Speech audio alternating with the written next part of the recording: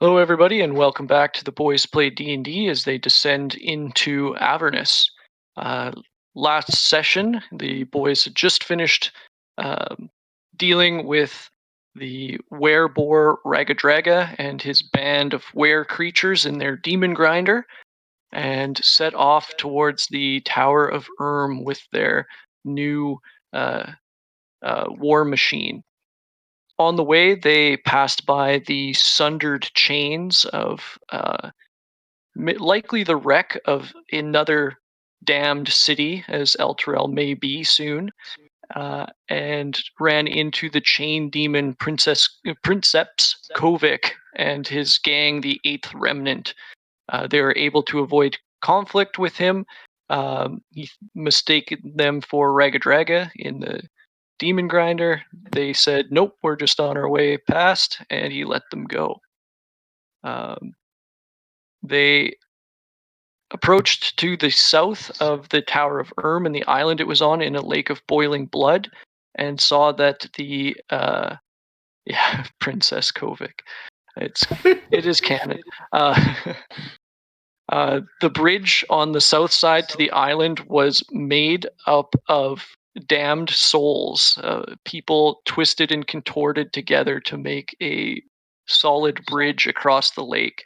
Lulu persuaded the group to go around to the north side. That was an actual bridge made of obsidian, rather than drive over the bridge because it would surely be an evil act. Well, um, Gargoth, the hidden lord, tried to persuade them to take the shortcut. In the end, they ended up going around, but it cost some of the group uh, more time in the blasted heat of Avernus, and a couple of the group ended up with exhaustion. Uh, when they finally got to the Tower of they were greeted with a line of Yugoloths waiting to get given contracts by Mordenkainen. The group waited in line and was eventually given an audience where the wizard curtly said that he would help them in exchange for a powerful creature's blood. It must have been as powerful as a Baylor, but he didn't give them any indication of where they would find such a creature. They decided from there they would go to Mad Maggie's cousin, Red Ruth, to find out more about the blood, or potentially find another source of information to find Bell. But on the way there, they decided to take a stop at a neat-looking thing on the map, which turned out to be the Demon Zapper. It was a tower with a shining bright light that emitted a disintegrating ray if any demon approached within 100 feet of it. In studying the tower, they met a Dao, a genie of elemental earth, that was forced to guard the tower as her end of a devilish bargain with Zariel.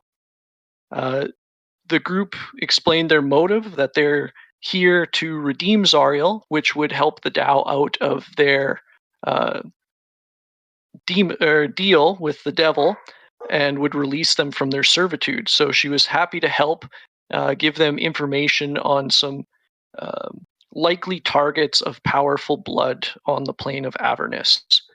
And after that conversation, they decided to drive their vehicles up within the protection of the demon zapper and go for a rest.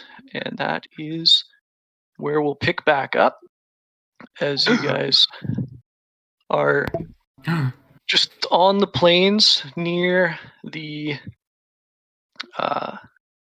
tower, and you guys can just drop your tokens on here where you're setting up camp. What's this big plateau in the middle? So that is actually down 20 feet. And there are some pools of the same black ichor that you guys now know is the remnants of demons.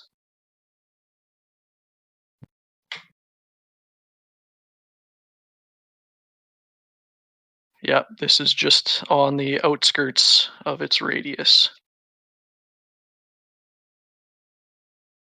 Of the zapper? Or Yeah, you guys are Just near the loading in, demon sorry. zapper, but just this particular map is just on the edge. I assume that you didn't drive right up to the base of the tower, but I guess you could have. is this a big flat rock? Yes, it's about 5 feet high. That's where I vote to stand. I mean sleep. Sure, sounds good. Close enough. So we can just drag ourselves on there, I assume? Yep, do that, or I can pop you down wherever you're setting up your bedroll. And this is a big pit? Yep. There are some places in the landscape of Avernus are uneven. It's not just nice, easy going salt flats here.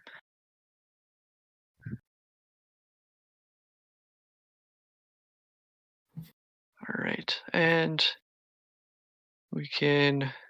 It's going to be shitty trying to sleep underneath that boiling hot sun. Whatever that is. That never goes out.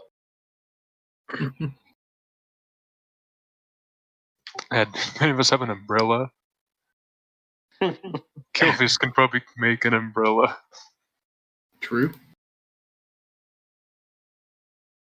Yeah, I can. I still have a charge. I can try and make a canopy of some sort, but it can only be a large object. Did we decide to put out like a watch of any kind?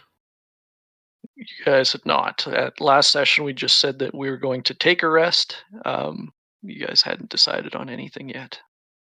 Okay. Probably would suggest it though.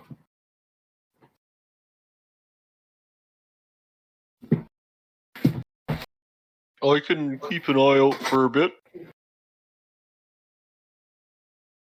Yeah, we'll have to rotate shifts. I could do that as well. There's 7 or 8 of us, including Lulu. 8 of us, I think.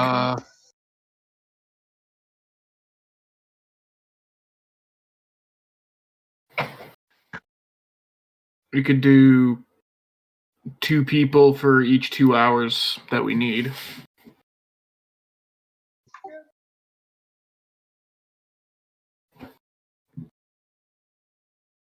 Yeah,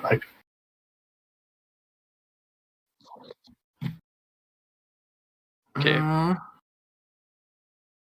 I can help you out if you want, Gerbeck.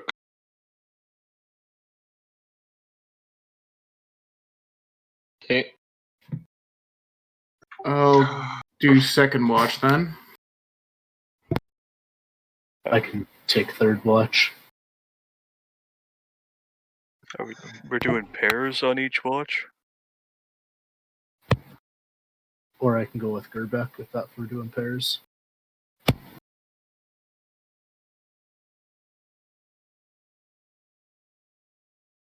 I assume Jail and Surzex would want to be a pair. Yeah, we can take last watch. Sounds good. Krush and Gerbeck. Octavius and Lulu, the classic combo. They're the 2 best friends that anyone could have.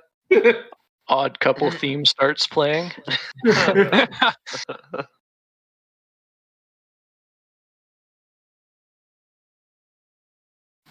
There's no way she could carry him. That's something straight out of some Lovecraftian horror. All right, so before you guys actually bed down with your watch selected, you guys set up a little cook stove and heat up some of your rations, drink some water. It still tastes just like bitter ash in your mouth as soon as the hardtack and the dried meats and dried fruits and veggies enter your mouth. You still get sustenance from it, but it is disgusting. It's hard to keep down. I should probably purify food and drink for next time. Don't know if it would help, but you could try.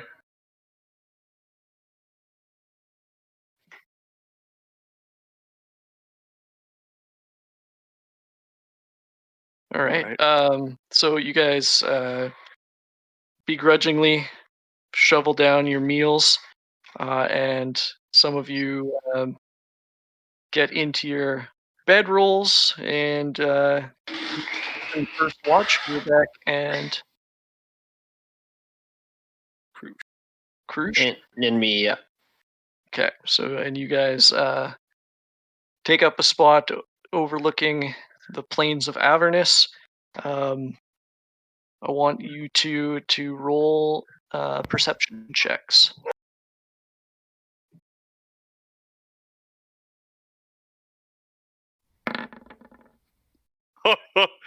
They Ooh, got nice. eagle-eyed cruise out there.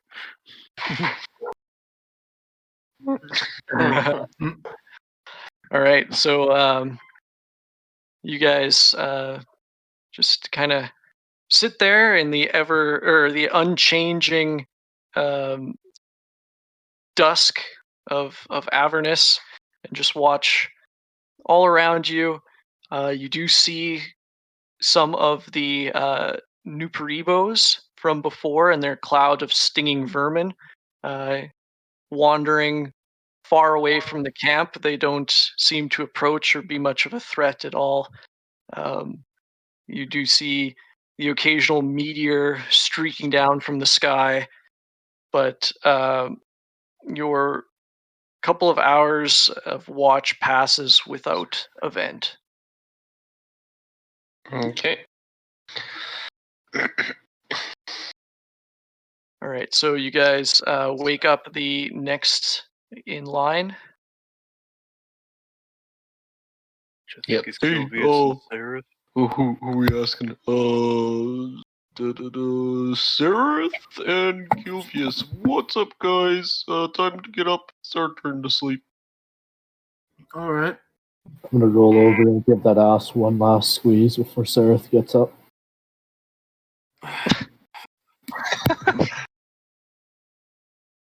Just picture him rolling over in his sleeping bag to go do it.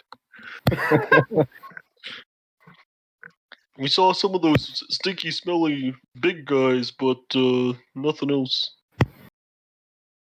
Good to know. Well, keep an eye out. All right. I didn't see shit. All right, so Krush and Gerbeck, you guys bed down as Kilvius and Sereth, you kind of rub the sleep out of your eyes and wake yourselves up, and I want you two to roll perception checks for me.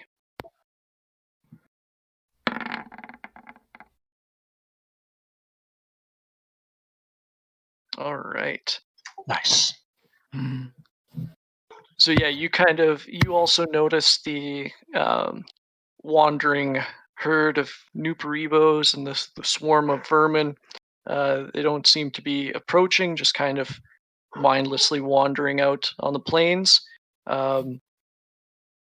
You and Kilvius just kind of, I mean, I guess Sereth would be trying to keep his distance as Kilvius would be trying to squeeze his ass.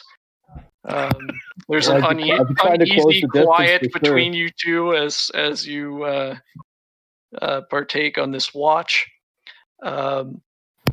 Sereth, the hair on the back of your neck begins to stand up as Slobber Chops kind of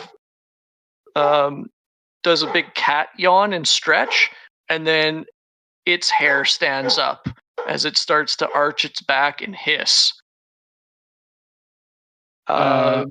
What direction is he looking in? He is looking towards the south. All right. Whoever's closest to me, I will nudge awake with my foot. All right. as you do that, you hear a whoosh of air as a great axe attack hits you No, they want the shield.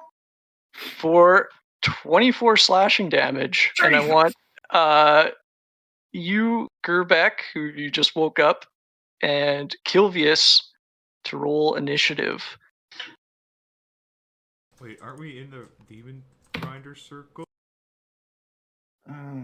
Less 13.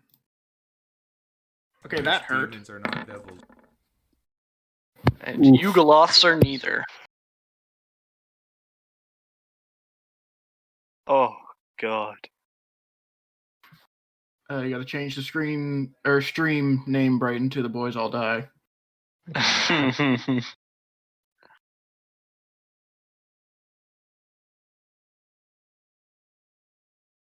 No. He goes first again. Well, that was his turn. Thank Christ. I let you do one thing, but essentially we're surprised this turn. But let's see. How fucking sneaky was that thing that a 22 went under the radar? Well, they were invisible and have good stealth. But yeah, so that one appeared, and a second one appears as it attacks Kilvius with a great axe. 21 to hit, as it was invisible as it made this attack. Oh yeah, 21 hits. For 19 slashing damage. Okay.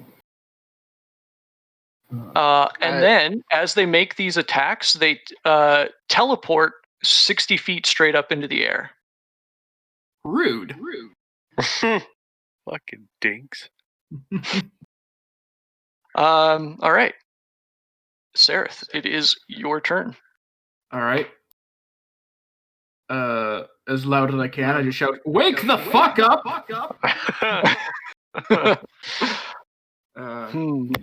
I am hearing a bit of an echo on someone's end, so. We all know. I didn't hear He cast thaumaturgy in real life. Yep. Yeah, the echo was designed for RP. All right. All right, Sounds good. Sareth, roll a. Actually, everybody just roll perception in their sleep to hear his shout. I'll just give it to blanket DC. I am out cold.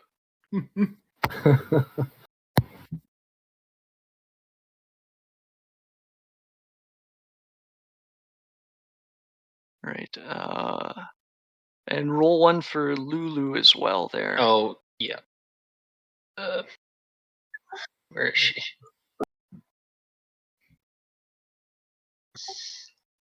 Kilvius and Sareth were too enthralled in their sexual tension to watch out for enemies. I rolled a 22. Screw Her you. thing's not loading for me. Oh, 22 perception looking into Kilvius' eyes. My ship brown eyes. Oh, I got it now. okay. Perfect. I was just about to open it up. If you got it, that's great. Okay.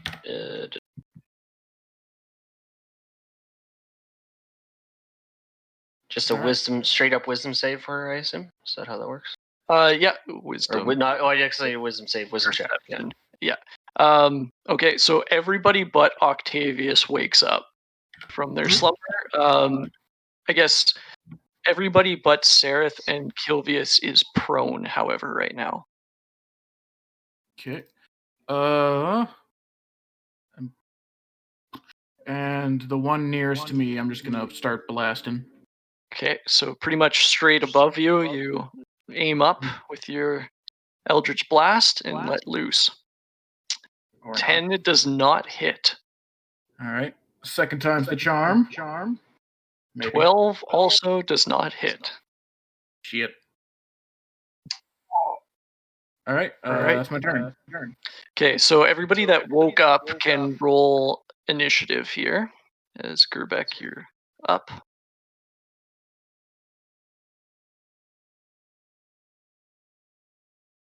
Jail's ready to go. All right.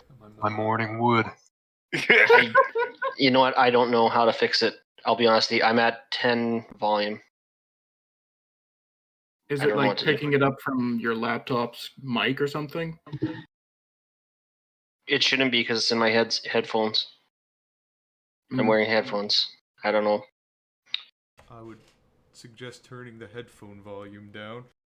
The headphone volume is at 10 out of 100. I can barely hear you guys. Turning Embrace yourself on it. push to Turn it talk. under. Then I would suggest either push to talk or a new mic. Mm.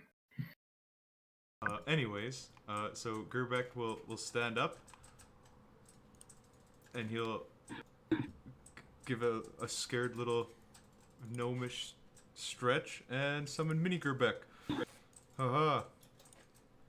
In spear mode and attack this guy. Okay, roll for attack. Form of spear. Mini Gerbeck powers activate. 12 also does not hit. And I guess that's your full turn unless you want to move somewhere. Nope, I will stay here. Okay, Kilvius. I'm going to cast Sleep at Casting what, sorry? Sleep. Sleep. At what level? On Octavius. Oh, 4th level. Okay, so at 4th level, you get an additional 68, if I'm reading that right. Yep. Okay, so I hit 5d8. So 11d8 total. 11 d8s total, yeah.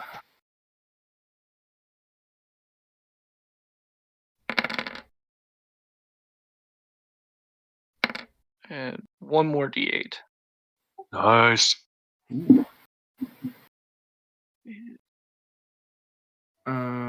59. 59. Nice. Yeah, neither of these guys fall asleep. Oh, fuck. Okay, That was a good plan. that was worth a try. And I'm going to Bardic Inspiration, squeeze that ass one more time. God damn it. 10 feet away, you can't squeeze his ass. He finds a way. Mage got- hand. He has The one note- of those, like, Kind grabby of goes things. to his ass and kind of like squeezes it or like shrinks a little bit. He's gonna use his crafting ability to make one of those 10-foot little grabby hand things. Just pinching his ass from across the street. Wait, my turn? Anyways, yeah, Yeah, that's my turn. it is Jail's turn. These things are 60 feet in the air, 60 feet in the air, yep. and they're now flying? They are now flying. God damn. Well, I'm going to cast Shield of Faith on Sarah. Okay. And then I will just ready an attack, I guess. For if they come down. Okay. Shield of Faith. Oh, it is a bonus action. Okay, perfect. All right. Or two-handing your sword, or do you have the sword and the shield out right now? Shield out. Okay. All right. So yeah, these guys are going to descend the 60 feet and going to attack at Sereth again and Kilvius. So you can roll your attack, Jail.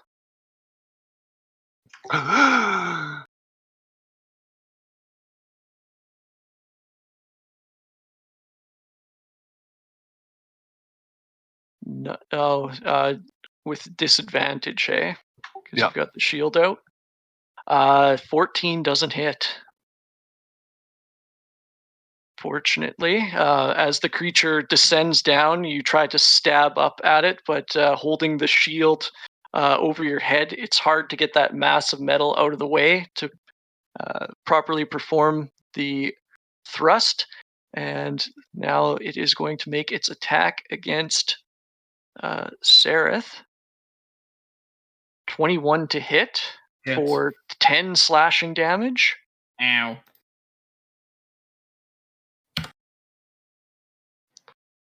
And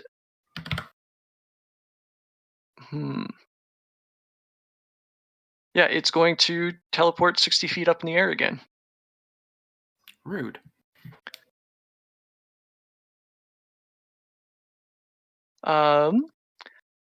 This next one descends on Kilvius, and instead of attacking with its great axe, it is going to slash at you with its claws. Okay. 23 to hit. Oh yeah. All right, yeah. so that is going to do 11 slashing damage, and I need you to make a Constitution saving throw. Ooh. All right, as the creature and its full body weight as it goes into a dive out of the sky, it rends its claws across your shoulder and chest in a diagonal slash across your body. Your wounds start to bleed. So you are going to, on the next turn, take 2d4 slashing damage at the start of your turn. And that can stack, but you can also staunch the wound by taking an action to do so. So Okay. after he goes into that dive and slashes across you, before he hits the ground, he teleports back up 60 feet in the air. And that is their turn, Krush. Oh, I'm not used to going earlier than everybody else. I am going to look up in the air, and as I look up, well, first I'm going to crawl out of my shell because I always sleep in my shell, so that'll be a bonus action. And then I will, do Tempest Cleric shit and cast Call Lightning on the guy that's attacking Sereth. All right. So are you using your Channel Divinity? yeah, I might as. Yeah, I could do that. So it'll be a Dexterity saving throw and 30 damage if he. 30 Alright. damage if he fails.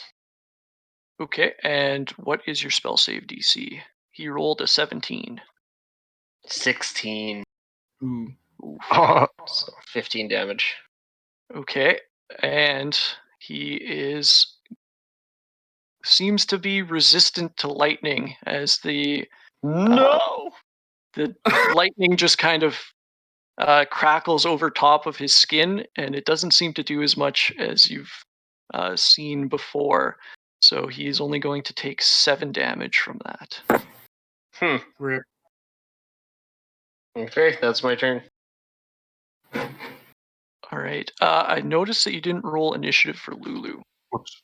Oh, yep. All right.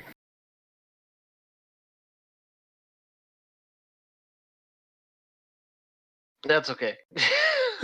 She goes last. All right. Yeah, she does. Okay. It is Surzek's turn. As you stand up from prone, I imagine, and draw your weapon. He's on the phone. Oh, okay. So, with not much else to do, he is going to attempt to hurl a javelin up into the air at the Nikoloth. That seems reasonable. Yep. And as soon as I get into his character sheet, I will roll that. 9 misses, unfortunately, as he goes to throw the second one. 17 also misses. Yep. All right, so those javelins arc up into the air and clatter harmlessly to the ground, kind of beyond him here. And it is now Sarah's turn again. All right. These guys are 60 feet in the air, you said? Yes. Okay. I'm going to move to the center here. And I'm going to cast Fly on both Serzex and Krush. Oh, interesting. Nice. That is a good use of spell slot. Get your melee attackers up there. I did a smart. All right. Don't have anything I can do as a bonus action, so I just shout up at the Nikolos. You're going to regret attacking us, you know. And they snarl back. Zario will pay a lot of money for these, or this, and they point at Lulu. Good to know. Do they look familiar? Do they look like the Nikoloths? Maybe some Nikoloths we might have talked to earlier. It's definitely possible. Those sons of bitches. In fact, probably very likely. You don't know many Nikoloths. All right, Gerbeck, you're up. So, Gerbeck, noticing the electricity wasn't as effective as expected, is going to try a Scorching Ray. So Scorching Ray is the action. That's not what. Well, Scorching Ray is 2, right? 3 beams. 3 rays.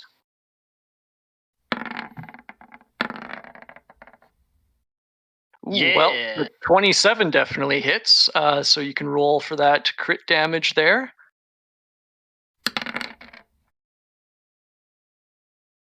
Nice. Okay. And I don't have the Brutal Criticals program for the Scorching Ray. You must have just made it an attack. So each beam does what you rolled plus 12. So I guess we'll take the 8 in the roll, add 12 to that for 20, and then your Arcane Firearm for an additional 14. So that is 34 damage. Nice. And you're doing that on the one that was attacking Serzex, or Sereth? Yeah.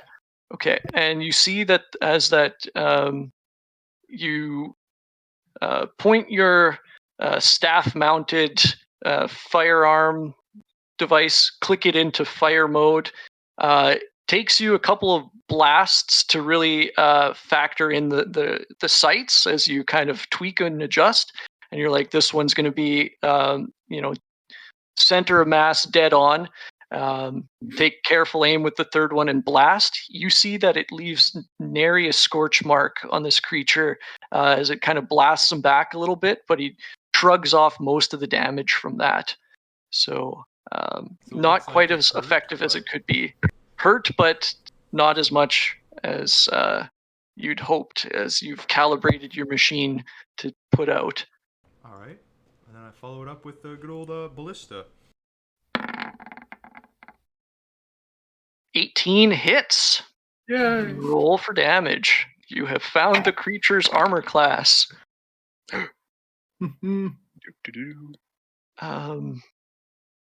Somebody help me. Okay, never mind. I got the math there. So that 13. All right. The force damage does punch through the hard scaly hide of this creature, and it starts to ooze purplish blood from the gash that you've just inflicted on it. Nice. And he does get pushed 5 feet away from me, because I forgot that the entirety of last session, so I'm refusing to forget this time. Yay. All right. That is actually very, very good, because well, as you'll see. Kilvius, you're up. Oh, sorry.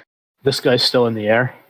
Yeah, 60 feet straight up from where his token is.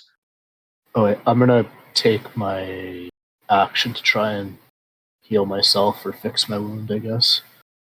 Okay, so roll a medicine check. Oh, okay, so you take the 2d4 at the start of your turn. Oh, right. So that's a 6 damage as you continue to bleed out. Okay. It's like horror movie holding. It's just got his hand on it. That's about it with that medicine check. Yeah, so you reach into your backpack and you just take like some strips of cloth and you kind of just hold it and compress to your chest, and the cloth just immediately gets soaked in blood. Oh, I don't Doesn't have seem cloth. like you're doing I'll use much. candles. He's holding a candle. Trying to cauterize his wounds with a candle flame, and you're just like, ow, ooh, my nipples, ooh, hot. All right, so that was your action, but you still do have a bonus action if you want to do something with that. And who'd you cast Fly on again? Krush and Serzex. Surzex. Okay, I'm gonna run over to Krush and I'm gonna slap a note on his back and give him Bardic Inspiration. Nice. All right, thank you. It's actually be on the lower part of your shell, like I was gonna smack your ass, but since it's only shell. Just give him a tap on the shell. What the shell, man? And yeah, that's my turn. All right. So Lulu does a cute little yawn and stretch, and then sees what's going on. Oh no! So All Brett, right. what does Lulu do? Lulu is gonna fly up. How high up these guys are? They're 60 feet. 60 you feet. said? Yes. Lulu will actually do something here. Will go up 30 feet and blast a trumpet of sparkles at him. All right. So just this one creature here. Yeah, the one directly above her, and then she'll go back down to where everybody is afterwards. So, 4d8. Okay. All right. So he has to make a Constitution saving throw And with disadvantage. with disadvantage. I 'cause he's an evil assume he's creature. evil. Yes, that is right. So yeah, he fails and takes +4. +4, so 20 Yeah. damage, and that is radiant, I'm assuming. Yes. All right. Yeah. So that is you see just as effective as you'd pictured, as the sparkles sear away some of this fiendish flesh. And then Lulu flutters back down to the ground, and we are now back up to the top of the order with Jail. I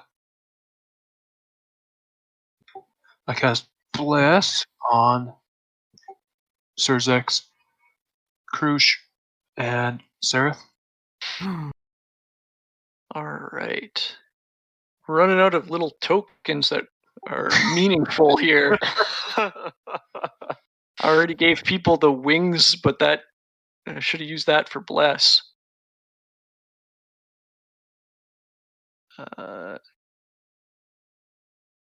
Let's give them a flexing dude because they feel like they can do anything. Surzex, Sereth, and Krush, you'd said? Yep. Perfect. And I will ready my channel divinity for when both of these guys are within 30 feet of me, if possible. Not possible. Bless is your action, so you cannot ready another action. My channel divinity is bonus? But you can't ready bonus actions. Ah. Yeah.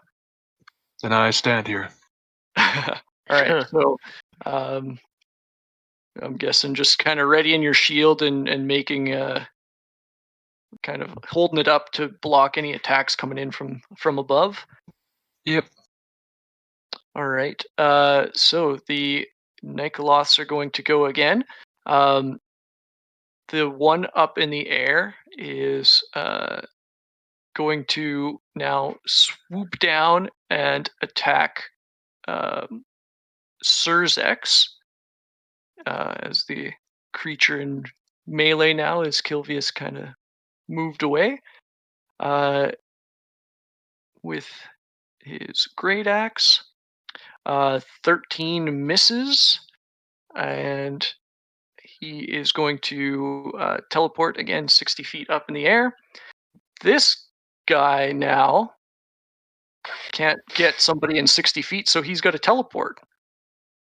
So that push was actually a pretty good move. Yay. But he is going to teleport down to Gerbeck here No. and make a great axe attack. 20 to hit for Yeah. 22 slashing damage.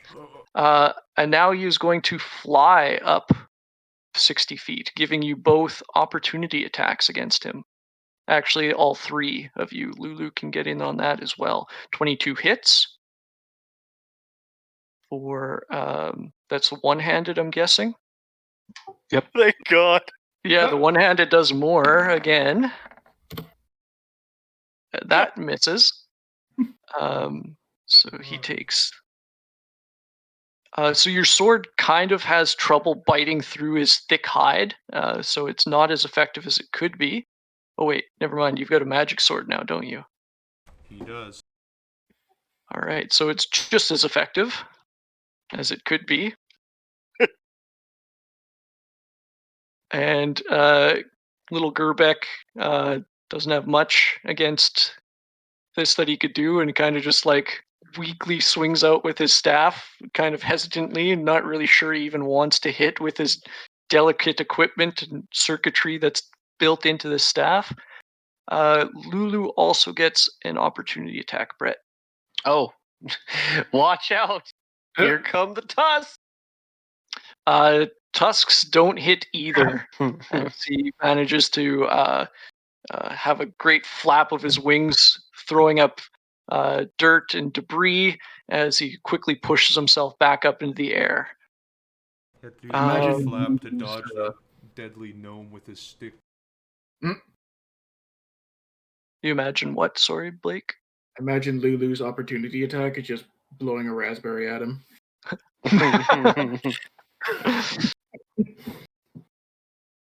All right, so that was their turn, and we're now at Krush. So if I could have a recap, I am blessed, I have fly, and I have a Bardic note Inspiration. of inspiration. Okay. Yes. I'm going to look confused for a second as I kind of float off the ground a little bit, my little turtle legs kicking a little bit, and then just zoom straight up to in between them both. And I'm going to, because it's 60 feet? So 60 maybe I wouldn't feet, be able to do that. If they're 60 feet up, I don't think I could reach them. Because I'd have to trigonometry that bitch. I'd be able to go straight up 60 feet. I think you could bash at their legs from where you are, because they are large. So, right.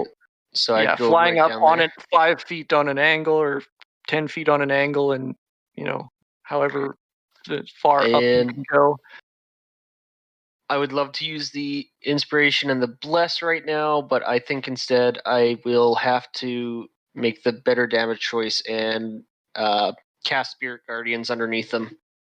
Nice. So now you'll see like little sparks of kind of electric balls start popping up all around, like little balls of electric energy, and start zipping around. They do radiant damage, but they look electric. All right. Just for flavor.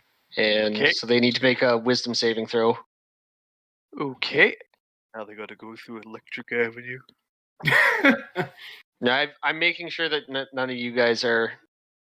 And I forgot that the last time I made them roll saves, but they do have this. Ooh. So those are Oh, both 19s. So they do pass. But roll damage. okay.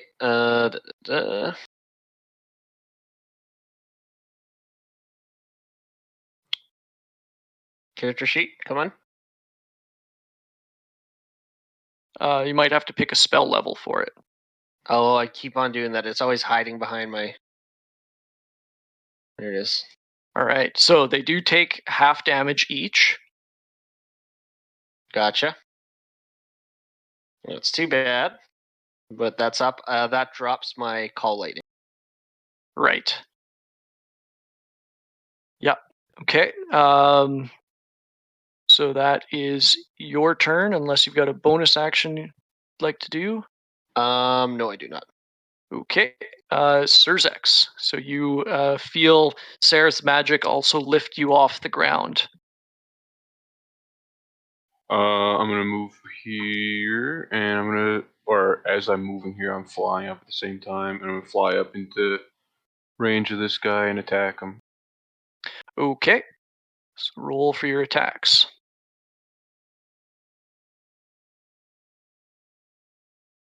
9 misses, so you can roll up your follow-up attack. 17, unfortunately, just misses as well. Oh, I get a D4 too with blast, don't I? Oh, that's right. So the 17 can possibly hit, the 9 cannot. Okay, so the bless from jail turns that miss into a hit. All right, for full 12 damage, as you've got a magical scythe.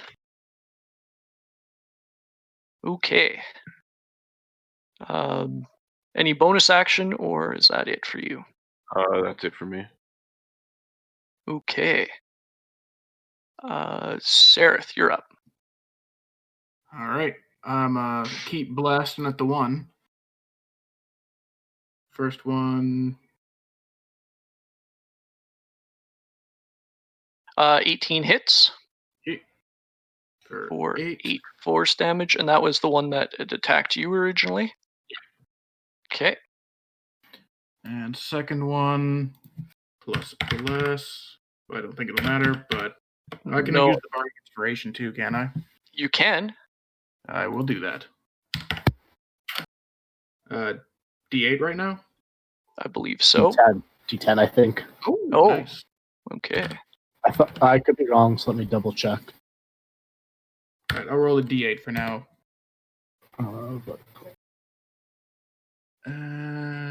So that's 7. That's 23 to hit. 23 hits. Perfect. 10. Yeah, it's still a D8 until you hit 10th level, Yeah, Jordan. 10th level. I just read that. Yeah. So, Colton, sorry for. Oh, sorry, I didn't mean to interrupt. Go ahead. I'll just use the Note of Destruction. So he makes a con save as well. Okay.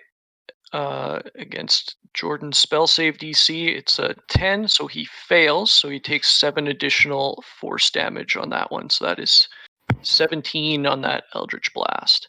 As you see, this blast rips through his hide as well, and he starts to bleed. All right. Okay. So what I was gonna say there, I technically that damage won't happen till the start of their turn that I did on them. Oh, right. I don't think it should make that big of a difference because there's only 2 other dudes, but Right, yeah. It's when they start their turn in Spirit Guardians. yes. So Yep. we could just however you want to do that. Yeah, I mean, their turn's coming up soon enough anyway. I don't know if they'll go down before then, but we'll go on to Gerbeck now.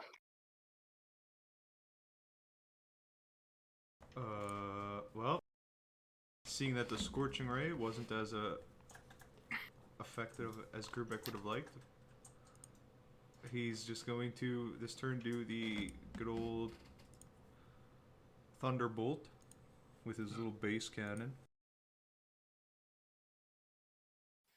Pikachu cast Thunderbolt. Wait, that's a spell card. I'm an idiot. This one. Oh, baby. Yeah, 26 hits. Roll for damage.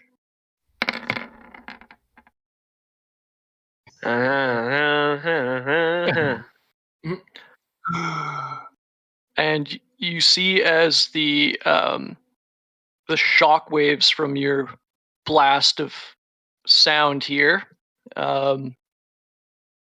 hits him and rocks him to his core. That is just as effective as you had calibrated it to be.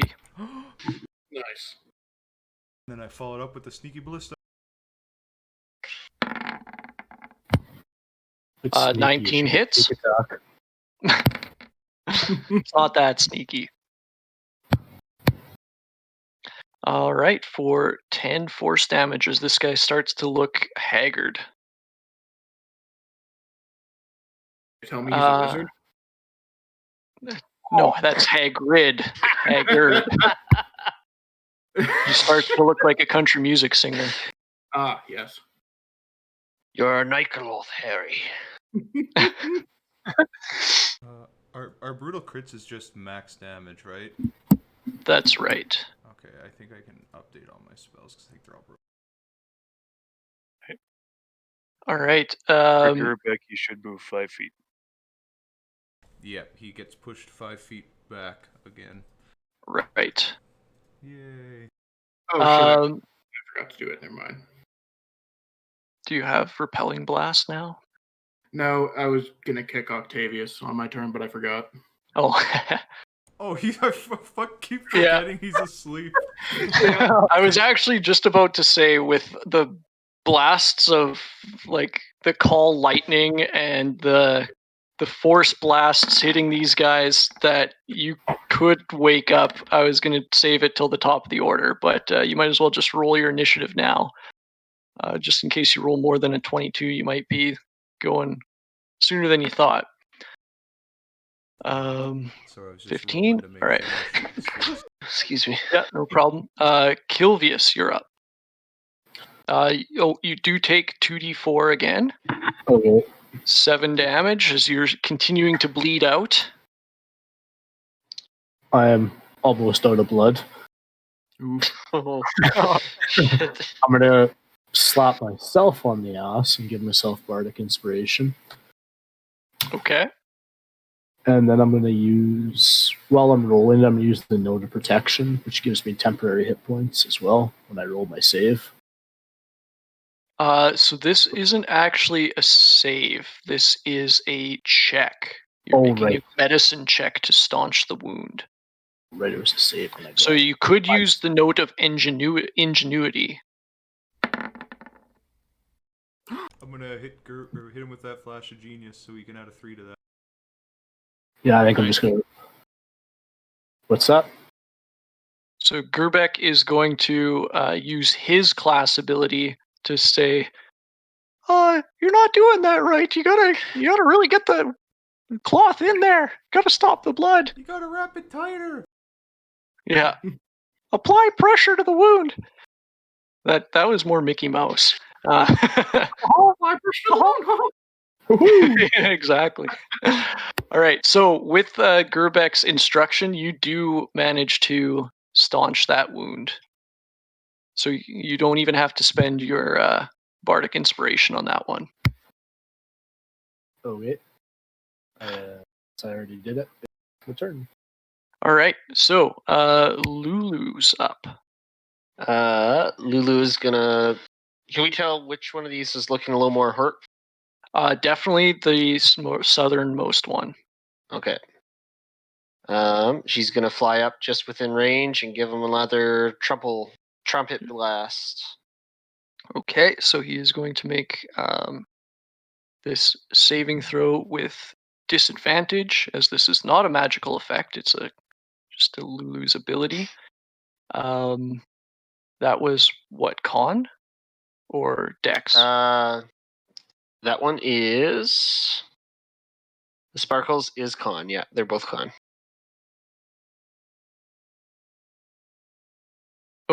Con? Okay. I just rolled Dex, sorry. Their con is much better. So 16 against Lulu's spell fails. Okay, so... Or I thought that nope was to whether they fail or not. What's Lulu's DC? Brett. Oh, sorry. The DC is 14. Oh, okay. So it passes, so it's going to take half that, I guess? Yeah. Okay. That was clutch for that guy, or he would have died. That's how weak he is. All right. So I'm thinking Lulu flutters back down to Yes. Sorry, the ground, yeah, she does. and it is Jail's turn. By my judgment, how many of my friends are Kelvius and Sereth looking like they're below 50%? Oh yeah. Yeah, Very, very much so. yeah. And I will channel divinity, turn the tide.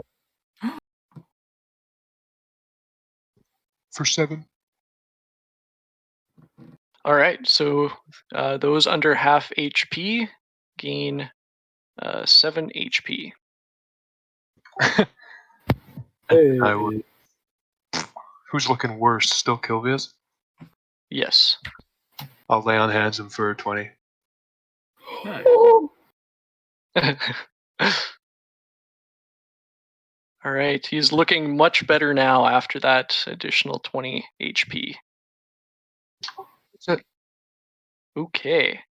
That is now the Nikolos turn, as this one is going to be like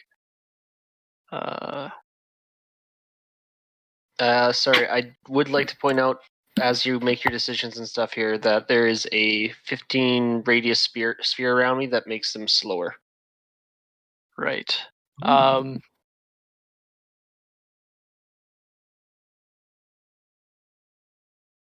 So he's going to dispel magic on your spirit guardians. Fair enough. But he takes the damage first, so that is wisdom. He's got to roll.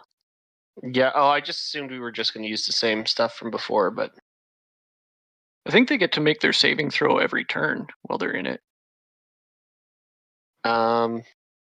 yeah. I guess we were just having that conversation. I always felt like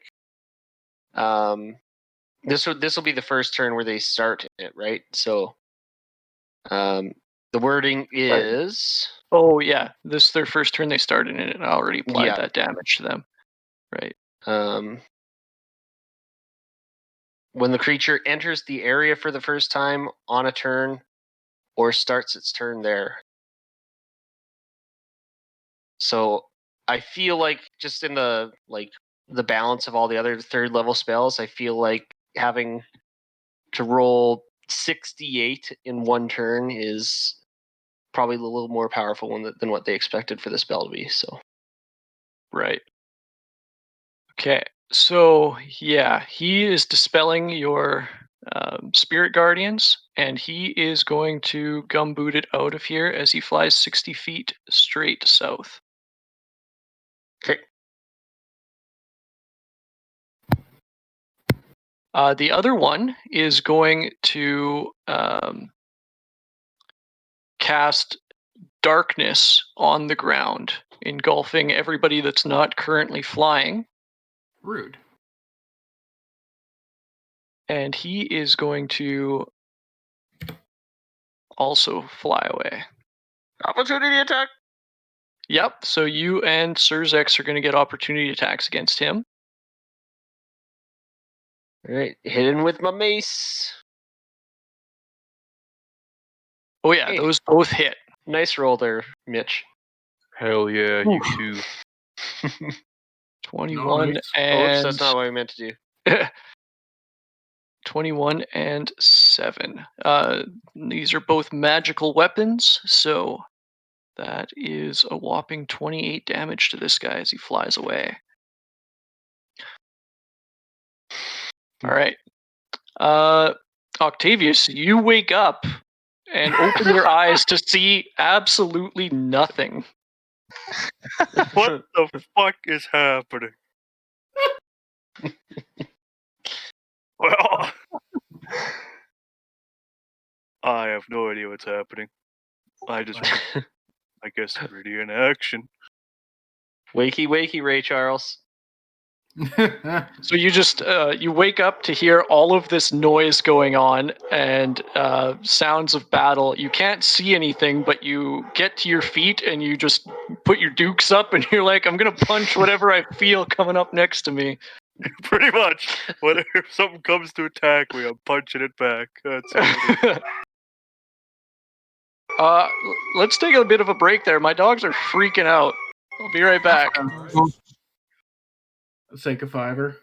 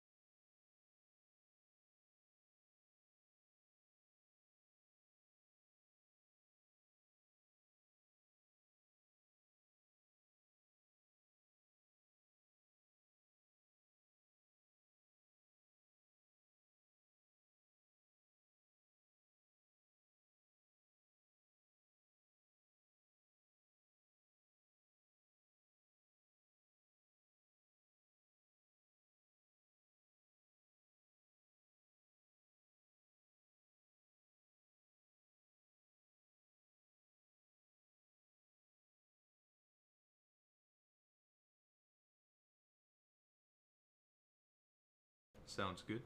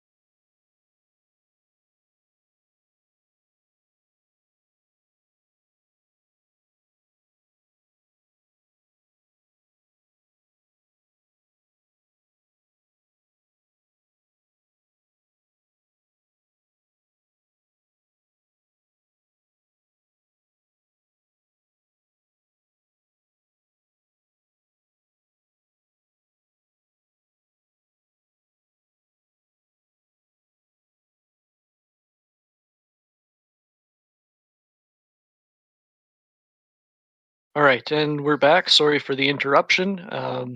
My pets had started freaking out there, so I had to go and calm them down. We left off on Octavius jumping up, seeing nothing, getting ready to fight, and now we are moving on to Surzex. You are flying above the black semicircle. Oh God. Sorry about that. Won't take a break. This will be a few seconds. Be right back.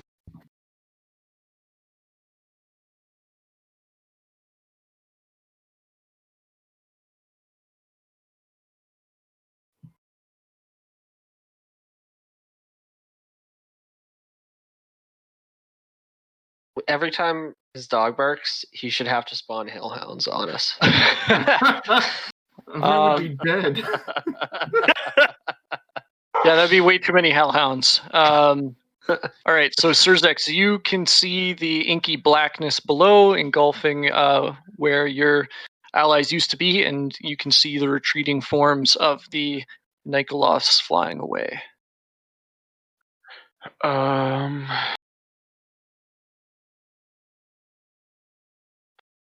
going to. So if I cast Expeditious Retreat, does that double my flying speed too, or is that only running?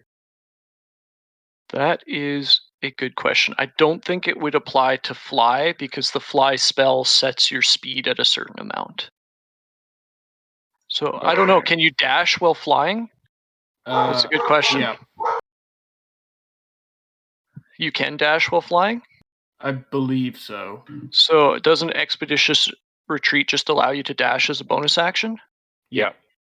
All right. So yeah, that would apply to fly. Then you could both dash and bonus action dash if you want to fly really, really far. I can cast it as a bonus action and can dash as my bonus action on the same turn, I think. Yeah, I believe the spell, the action used to cast the spell allows you to dash that turn, and then on subsequent turns as a bonus action, you can take the dash action. Alright, I'm gonna fly right up to this guy. No getting away from me. I'm gonna make 2 melee attacks at him. All right. That one is. Do we have a Surzex crit fail counter? We should have that going too, Blake. Fuck. I don't think that's gonna hit. I'll check the backlog here. All right, the 16 also misses. As you're way too fast, even for what you expected, you don't have experience using these two spells together. As you kind of like zip right by them, and you're like, "Oh crap!" and then zip back much too fast, and you just miss every time as you're swinging way too slow for how fast you're moving back and forth past this creature. With that, we'll go to Krush. All right, I will also follow up, except you know what? Yeah, I'll follow right up to him and get right up to there with my 60 fly speed. And this time, though, I'm going to cast Shatter, and I'm going to use my last channel divinity for this rest, right in between the two of them. Damn. All right. And so they need to make Constitution saving throws, or take, I believe, 24 damage. All right. 16 and 21. So this guy rolled the 16. This guy rolled the 21. Okay, they both saved. They both saved. Okay, so they take the 12 damage, and this is as thunder. So they do not resist it. So the further one does go down as he plummets to the ground, crashing into the plane 60 feet below. This one, however, is still alive. Okay, that's my turn. All right. Next up, we've got Sareth. You are blinded here in the darkness. Well, shit. I guess I'd have no. I wouldn't be able to tell which direction the other two flew off in. You don't know. All right, I'm gonna roll a 1d4. 1 being north. Shit. He's just telling us 1d4. All right. So, yeah, that'd be that way. Mm-hmm. All right, I go running off in that direction 30 feet. All right. Drop on a rock, idiot. Don't fall. I mean, it's like a 5-foot drop. I think I'll be fine. Not if you're not expecting it and you face plant. Yeah, roll a acrobatics as you run off the rock. Okay. Oh yeah. You're fine. You manage to dismount off the rock even in your blinded state, hit the ground running, and are out of the cloud of darkness. All right. Sucks to be him. I'm gonna fire Eldritch Blast at him.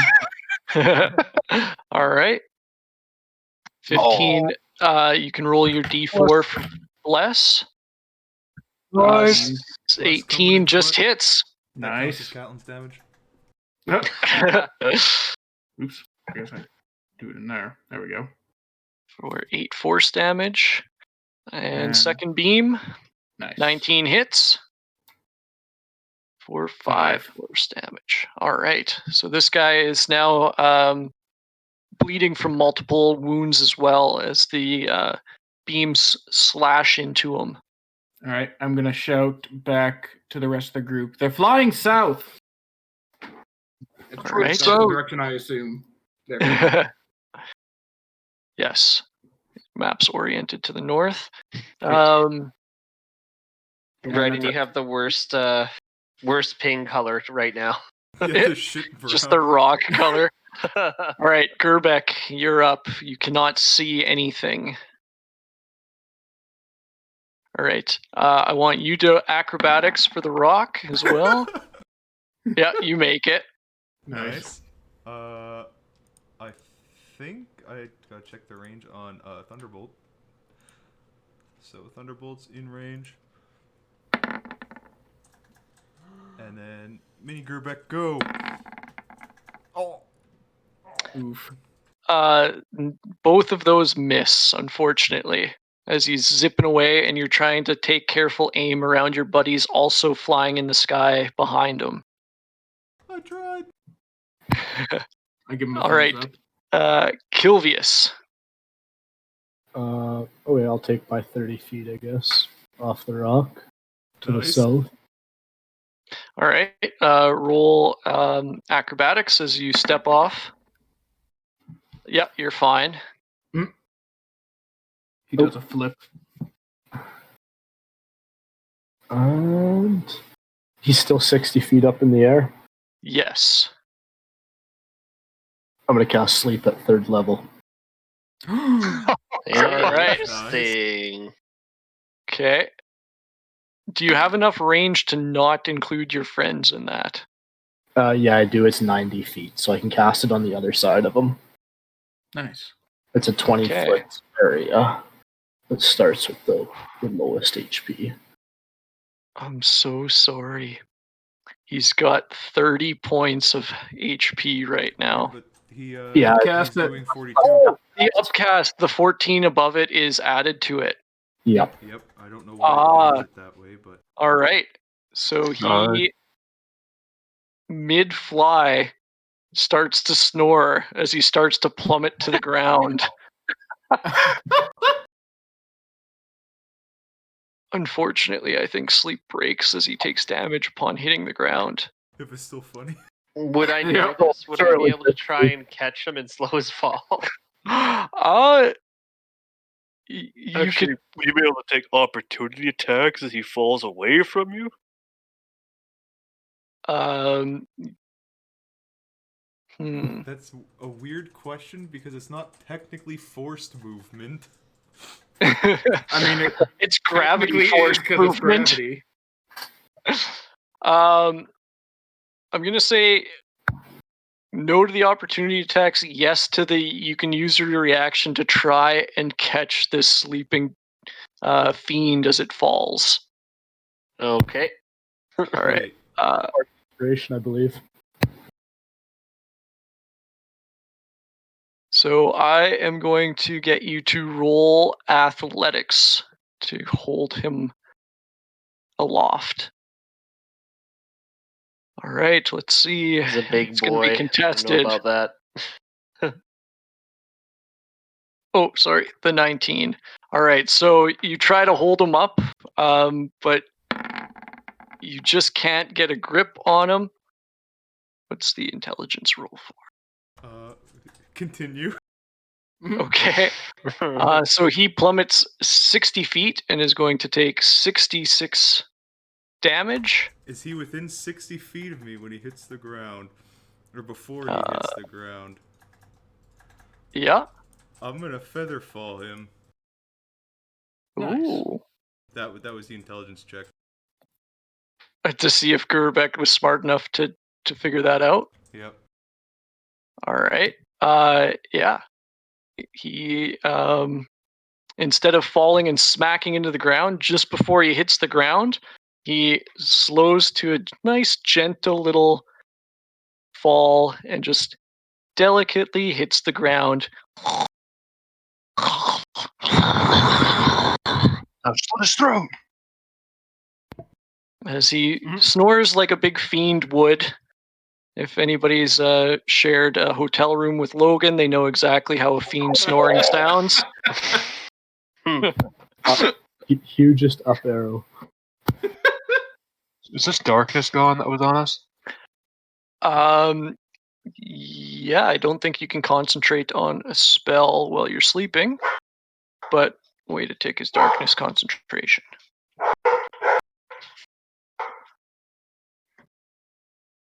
The dogs The dogs see somebody in the street. Yeah, it is concentration. Okay, so yes, as he falls asleep, the darkness dissipates.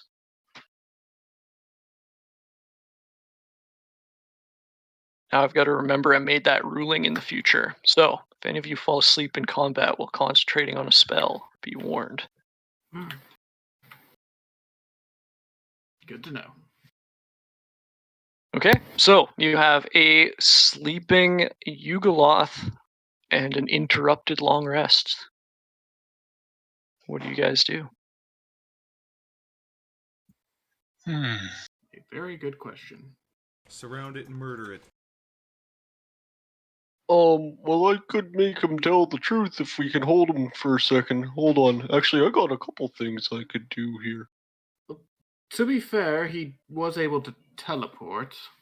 I can't That's make my you guys fly concern. again. The other day, oh no, I can't do it today, unfortunately. I didn't prepare that spell. But a couple nights ago, I had an idea on how we could maybe catch fiends at some point and in a temporary, lock them up kind of thing. But I don't have that ready right now, so that's out the window. I could Yeah. try to. Sorry. I could try to create a cage around him, but could possibly teleport a game.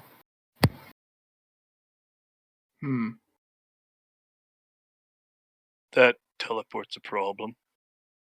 Say we just end him. Yeah, I'm pretty sure Well, he'll do we- just poof away again no matter what we put him in. Yep. Alright, I'm gonna walk up and put my fingers to his head and fire Eldritch Blast. Just executes him. All right. As he's doing that, I'm going to walk up right behind him and squeeze his ass and give him the bardic inspiration. And I'm ballistaing him from above into the ground. All right. So sleeping, I think. So they are Melee they attacks would incapacitated be- while they sleep? I think so. No, it's not in the chat. Yeah, I think they are usually. In your He's sleep, just you're Yeah. unconscious, incapacitated. isn't he?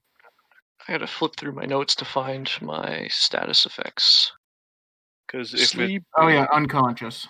yeah, he's incapacitated. So unconscious. Yeah, incapacitated.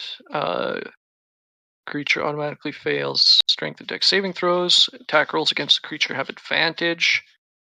Any attack that hits the creature is a critical hit if the attacker is within 5 feet of the creature. So yes, with a 19 Eldritch Blast, that hits, and you can roll damage just normally, and we'll add the full 10 onto that.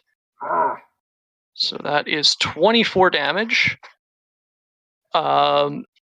As he wakes up roaring with 6 HP left, because I already told you you had 30. Alright. And I still then, have a second one. yeah. And this is actually going to be at disadvantage now, because he is awake right next to you. I guess he's prone. You're casting a spell within melee range. Yep. You don't have any source of advantage, so yes, disadvantage. 15 Okay. misses. I was gonna use his bardic inspiration, but Oh, okay. Sorry. I mean, you guys know what AC you're gunning for already, so yeah, I'll let you use it. 20 hits. oh! Wait, I'll use the destruction thing. The note of All destruction. right. Nice, He's gonna nice. make a con saving throw here for all his marbles. Against Kilvius' spell save DC. 15. Now, is this a magical effect? Nope, it's an ability. It is a class feature technically, but I guess magical effect can mean anything. Right. I'm gonna rule on the side of you guys because it's just gonna prolong this. You guys are gonna beat him down anyway, right away. So yeah, you can. You do the additional 5 force damage as you touch your finger to his head as he wakes up screaming and just blast his brains out onto the ground underneath him. It's a total I just- cruise move, though. She looked down and said, "I told you." I don't know. Yeah, I don't think I'd do that to a. I don't know what I'd do there. If he He's escaped, he'd sleeping, probably but get more he's a friends. fiend, but he's sleeping. I've seen you cave in humans' chests for much less. Yeah, but he was actively trying to kill me. That guy was just taking a nap. Well, I mean, he did attack us, and if he escaped, he'd probably go get more friends. I and know, try I again. know. actively trying to kill us. Alright, while everybody's bickering, Gerbeck does a big gnomish stretch and then goes back to sleep on the rock. Yeah. I basically woke up, darkness dissipated, and then I watched fucking Sereth execute this sleeping demon. So I'm curious on what the He gets fuck what he just has happened. coming. If you ask me when I start going back to sleep, I just murmur, flying guy showed up. We dealt with it. Good job. And I guess I'm on watch now anyway. I'm the third group with Lulu. Okay. So nothing else bad happens to us. Yeah.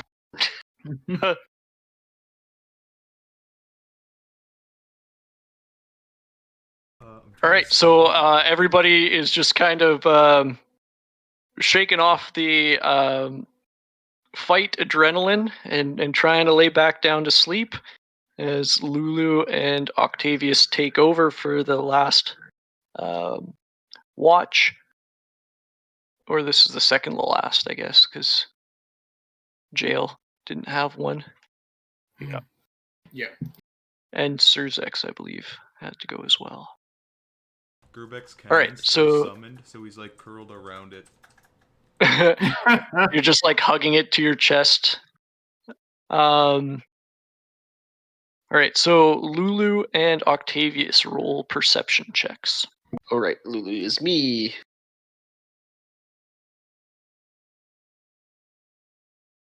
She's not skilled in perception. All right. So Oh, you no. guys are just. Oh, never mind. Yeah. You guys Sorry. are on high alert, watching every which way, head on a swivel, and after the end of your watch, having nothing happen but being so anxious and ready, you guys crash back down to sleep as you wake up Jail and Surzex for their final the final shift of the watch here, and I want you two to roll perception checks. Yes. Time for us to get groggy. hit. Yeah.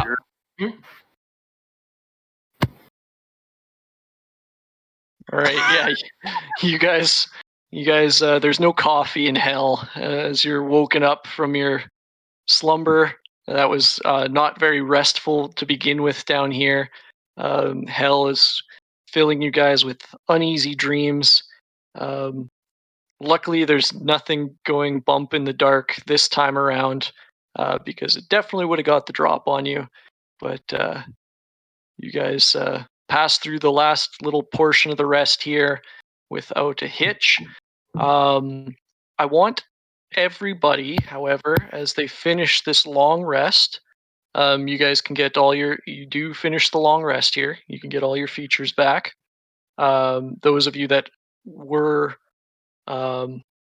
exhausted can remove that point of exhaustion. I want everybody to roll a not a wisdom, a charisma saving throw. Oh. Add 4 because you're close to me and Surzex. Oh no! Oof. Krush is now evil. Is this by chance a magic? So Joke's nothing's on changed. you. All right, Krush, roll a d4. Oh, no. Severity. Is this a magical Okay. effect by chance? I'm gonna say no. Roll a second d4. Callan Oh. did say anybody next to him do something, but I didn't quite get It's what he only said. +3, so it's still a Oh. 6 anyways. Oh, Okay. so yeah, So I had a Gerbeck, 9.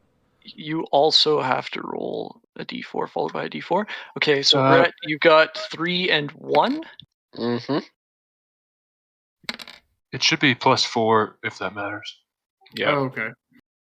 It's 3 for one person, and then for each additional paladin with the aura, they get an additional +1. Yeah, I I got don't an think it even helps my 10 crit then. fail. Okay, so it's +4 then? Yep. Okay, so Gerbeck, you don't have to. Nice. All right, so Krush, I am going to private message you. Oh, no. Okay.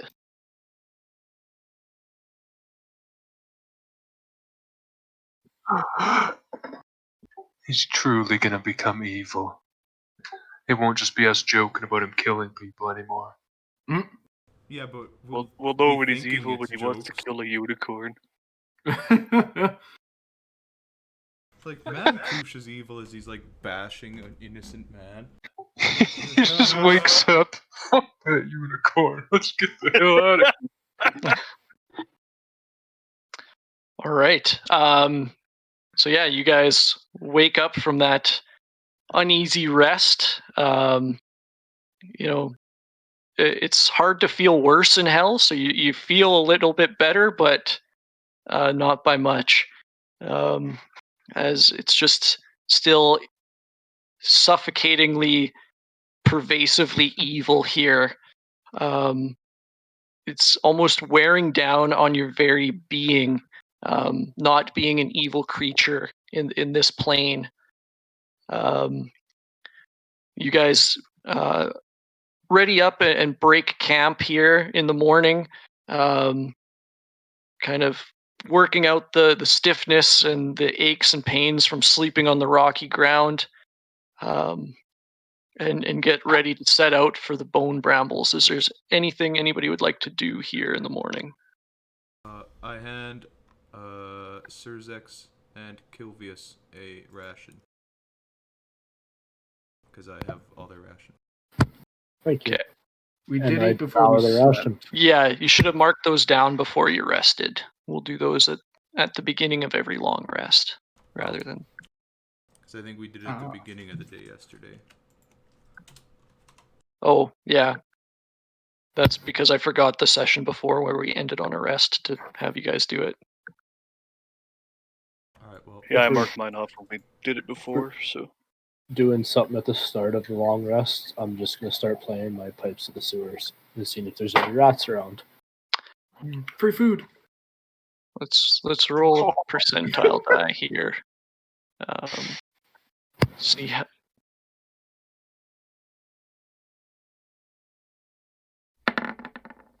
Oh, I didn't want to roll 2d100. I wanted to roll a single.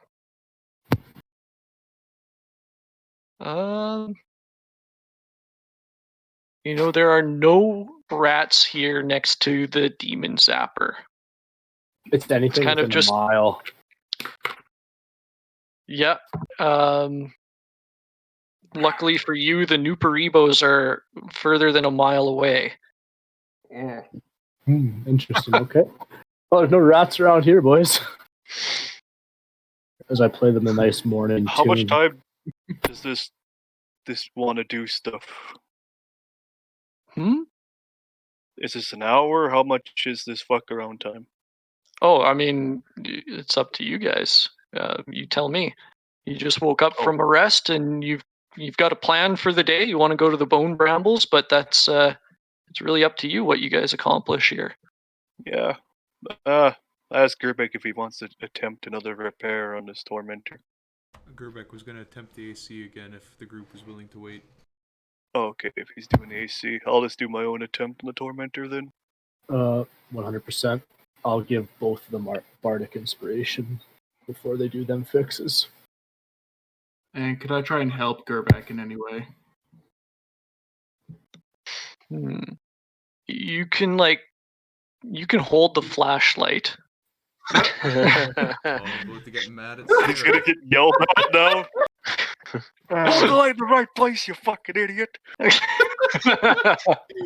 gonna guidance Octavius as well. Sereth, get out from under the vehicle. That's not where I need Pointing the at where you flashlight. told me. Hey, Dad, I'll move. No, not there. On the hose, you fucking moron! You're in the way. I can't reach. Feels All right, bad. that's a dex with the tinker tools. Dex with the Tinker Tools. Gerbeck with advantage for Sereth helping him. Octavius, you've got the guidance that you can apply to that. And you've both got Bardic Inspirations that you can apply. All right, let's see what this looks like. Alright, 18. so I my final will- roll is 26. 1d4. All right. that is enough to repair and insert Nice. the AC into. It's a 1d8 for the Bardic Inspiration. Yeah. Yep. And Alright. because it's being used for an ability check, you can roll it twice and take the and choose which roll to use. I'm picking the 7. I will take both. You get one of the 4s. All right, so that is 18 So plus that's 5, extra 23. So you are going for repairs, and Gerbeck is going for specifically putting the AC in. Yep, 32 to repair the AC. All right, so yes, you do manage to get the AC unit into the Demon Grinder and working this time around. Fix it. Yeah, I And just needed 2 attempts. The first one was just the prep work. Insight check. No, I'm kidding. And Octavius, you do manage to repair damage to the Tormentor. You can roll 2d4 plus 2.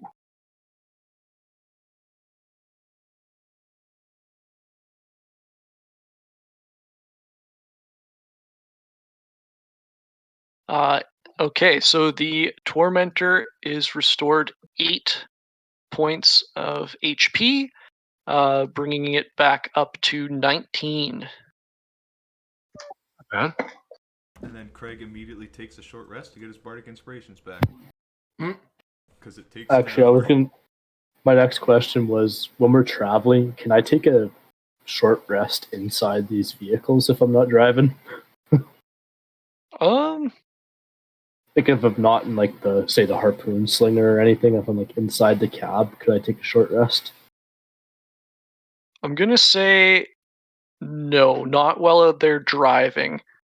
The landscape of Avernus is rough enough that it would be like trying to sleep in a dune buggy, just going on an obstacle course kind of thing.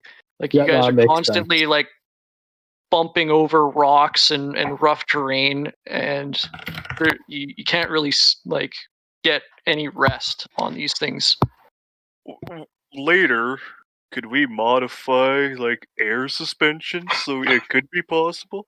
I was gonna say, could I create a mattress? I think Gerbeck's going to need a lot more training before he can make air suspension in vehicles that he hasn't seen until I'm a just day using that as ago. an example. He would just And spray I some feel joke. like it's more like driving a side by side down a trail rather than down a grid road or anything.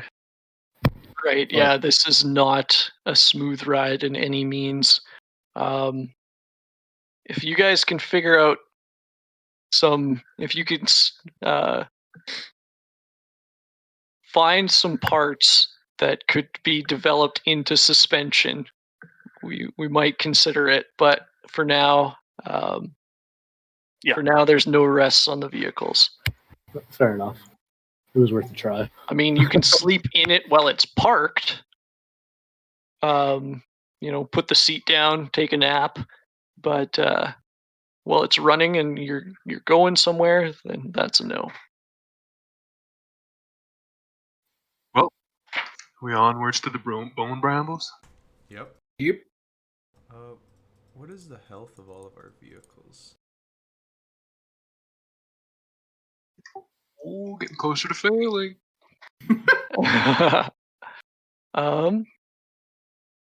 I still do have your health somewhere written down.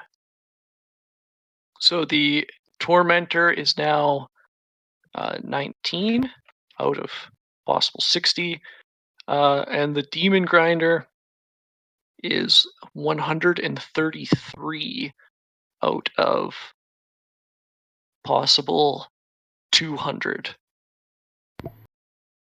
Damn, that's a tanky bitch. And then the Devil's Ride is full HP? Yeah, neither of the Devil's Rides were injured, and you guys have, only scrapped the air conditioning or Avernus cooling unit out of one of the Devil's Rides.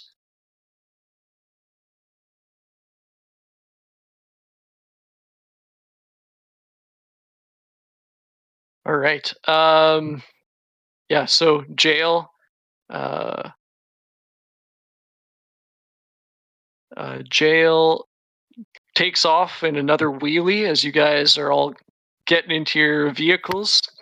Jail is not a guy to patiently wait around as everybody gets going in the morning and sets off towards the bone brambles. So jail, roll 2d4. Yeah.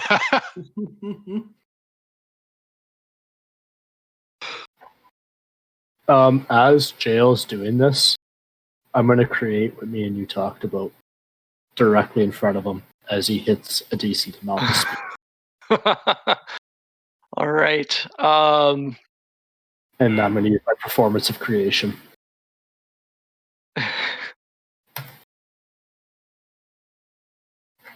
Are you gonna drop a ramp in front of me?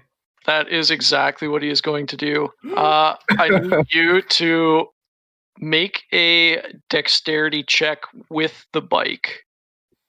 To hit the ramp? As you hit the ramp that is created right in front of you. Oh yeah, no warning. Oh, No warning with this. I'm gonna try to hit a 6 Superman in the air. All right. Proficient can add proficiency, I think. Yeah, you do have proficiency with land vehicles, so this is a 14. So yeah, out of nowhere, a ramp just appears in front of you, and you catch some major air. You decide to take a moment and really showboat as you let yourself fly up like into the air, Supermaning, holding on to just the handlebars of the Devil's Ride. Kilvius did not make an exit ramp for you, however, as you start coming back down towards the plains here. You scramble to get back into your seat as you crash down and roughly land onto the ground. And I'm going to say the Devil's Ride is going to take just 1d6 here. Oof. Oh, of damage as it was it worth it? as it smacks back down.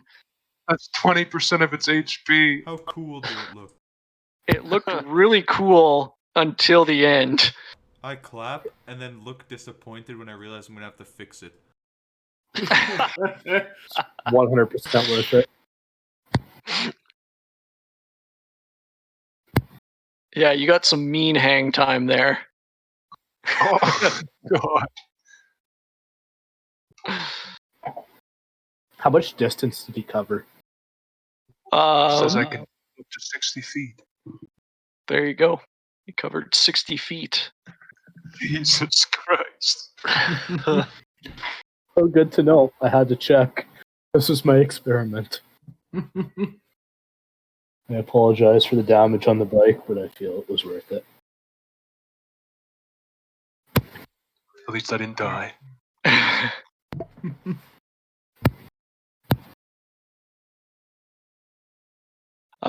Yeah. All right. So you guys are all traveling in your machines. You watched Jail's performance there. You eventually start entering kind of sparsely spaced out poplar trees. They almost look like they're white trees. However, they're twisted, gnarled, kind of sparsely spaced out, and they get thicker and thicker as you guys continue on, until eventually first the demon grinder, then the tormentor, and eventually the Devil's Ride. Even the trees get too thick for you guys to keep driving these vehicles into the bone brambles here. Oh, God. So you guys all kind of pull up together as you notice that the forest here is getting thick and the demon grinder can't enter. Ooh, this is gonna be a bit of a problem. Can I tell how far away we might be from the I guess the hag from just like the map? No. The map is not reliable at all for distance. It is kind of just, it's one of those like maps of Hollywood that has like the like major attractions on it, but it's not to scale at all. But do we know the direction we're supposed to be going? Deeper towards the heart of the bone brambles. All right, get the steering wheels off, boys. Can the demon grinder chomp these? I'll move you over here. This is what you guys are seeing right now. Oh. As you guys see a maze of warped trees and bone-like vines stretch before you. Calcified corpses merge with the trees, covered in fungal pods that feed on the blood oozing through the undergrowth. Here and there, narrow paths wend deeper into the woods. Even if the demon grinder could chomp these up, it would be incredibly slow going. They Way too legit long. put it in there. That's awesome. Um, Or was that no, your that's me. Oh, okay. You said it like you were reading the description. Like that was. I don't really want to go here at all, if I'm honest. Gerbeck, you hear a familiar voice now resonate from in your pack. Your future is written in your blood. She'll open your veins to paint a story hidden in your heart. As the map flashes with light and the infernal sigil now spells out the bone brambles. Wait, what did it say? She'll open your veins to what? To paint the story hidden in your heart. Creepy. Become a poet. A creepy poet for when he met Avernus. Well, what do you guys think? I think the steering wheel idea is probably our best bet, and anything else that we want to keep safe, we should probably make sure we don't leave it in there, because I bet you someone's going to try to take our stuff. And this place looks pretty fucking spooky. Yeah. I was gonna suggest leaving Gerbeck and Octavius behind to repair the vehicles while we went ahead, but that's also a hell no now. Yeah, I'm not staying around. Octavius is almost as creepy as these things. No, but I'm not staying behind. Yeah, I didn't expect it to be this weird looking. That's what she said. Oh. I mean, we could try and light it on fire and just let it burn and then get through it. I don't know if the person that we're trying to talk to will appreciate us burning down her creepy-ass, bloody, bone-like home. It is I bone, mean, not this is. wood. Oh yeah, it will burn. That'd be a hell of a fire. Alright, well, I start taking the steering wheel off. Yep. I coach somebody stronger on how to do it though, and don't do it myself. Does anybody have an ability to give us like a "oh no, intruder alert" type warning if anyone has come to check out our stuff? Well, if you ask me that tomorrow, yes, I can. Oh, Let's just take a nice long rest right here in the bone brambles. That sounds like a terrible idea. That's what I was hoping you would say. What is my ritual casting actually? Is Artificer ritual casting, you probably have to have the spell prepared, right? I would imagine so, but I don't have Tasha's open in front of me. You do need it prepared. Yep, I cannot cast Alarm. While we're standing here outside the bone brambles, I'm gonna cast a Divine Sense. Okay. Nice. And you find the demon that was following us. Everything is desecrated. Everything is desecrated. Are full of undead. All right.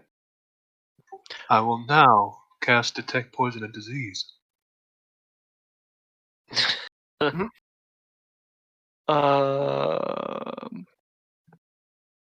right. There are no diseases or poisons immediately within 30 feet of you. All right, I'm ready. I look at Sereth expectingly. For what? Maybe it's magical. Alright. Might as well cover all 3 bases. Yeah, sure, what the hell. There it is. It's free real estate. Yep.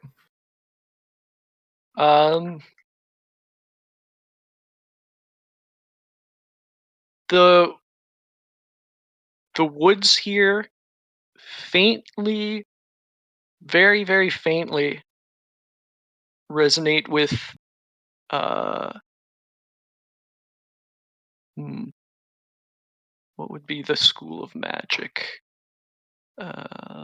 Necromancy. Strange.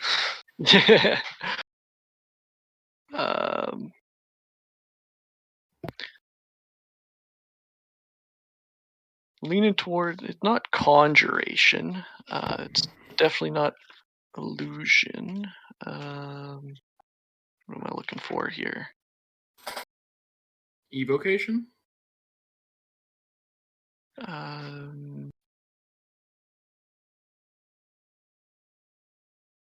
It would be transmutation, Ah, I would think. interesting. Octavius is kind of magic.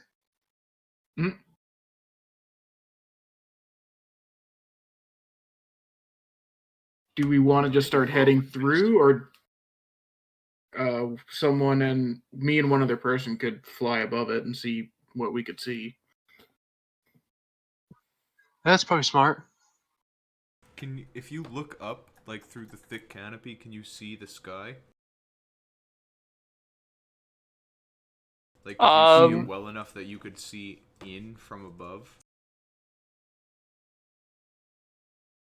Not fully.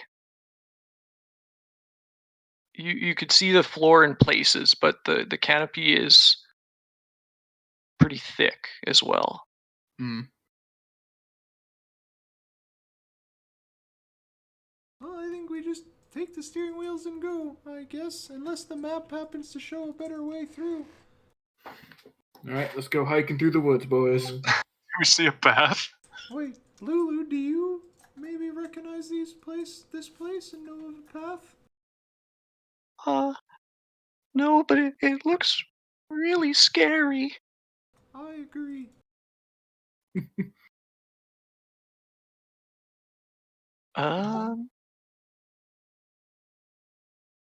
There we go. That's what I want.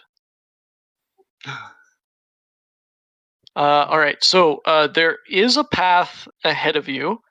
I will say, as you guys were approaching, you did see some other paths.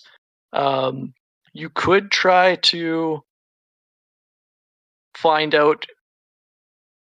You could try to like walk around the thick heart of the brambles here and find out how many paths there are, if you'd wanted to. Or you can take one of the paths before you.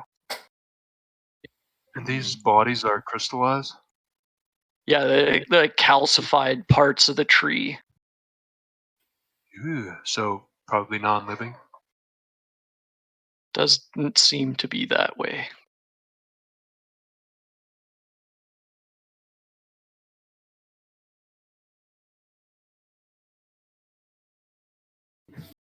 Well, I'd say we just pick a path and go in.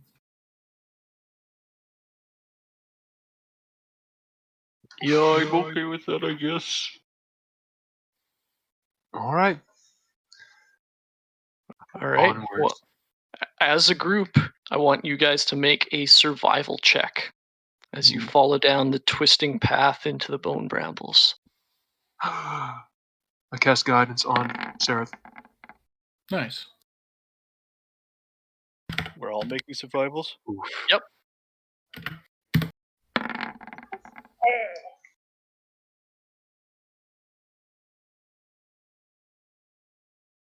All right, let's see. How many of there are you? 7? Yep. So you want to count Lulu? Lulu doesn't count. She's just following along. All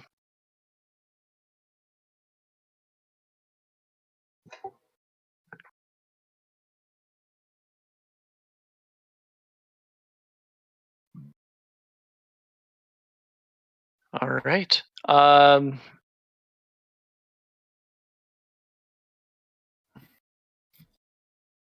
You guys pick your way carefully through these brambles, trying not to get snagged on any of the trees or the calcified figures here.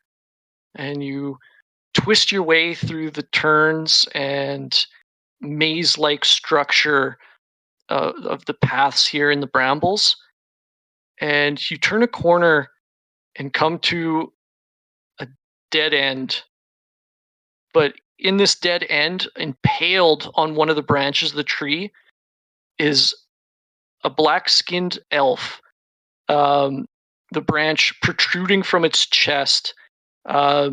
This is been here a long time. This long dead corpse just hangs here. Hungry vines twist around it, and its face is twisted in an expression of horror. You see that it was must have been an adventurer, as it's wearing armor, has adventuring gear. There is a scimitar strapped to its hip, and on the other side of the hip is a black leather bag on a strap. Boop. You see that is definitely a magical bag. I hold up the bag of holding and say, "Is it same as this magic?" It Is is the same school of magic as the bag of holding. I just nod. Well, let's just put it in our bag and leave. Grubek technically wouldn't know not to do that, but I'm not gonna do it. Alright. I just push Octavius forward. Do your thing.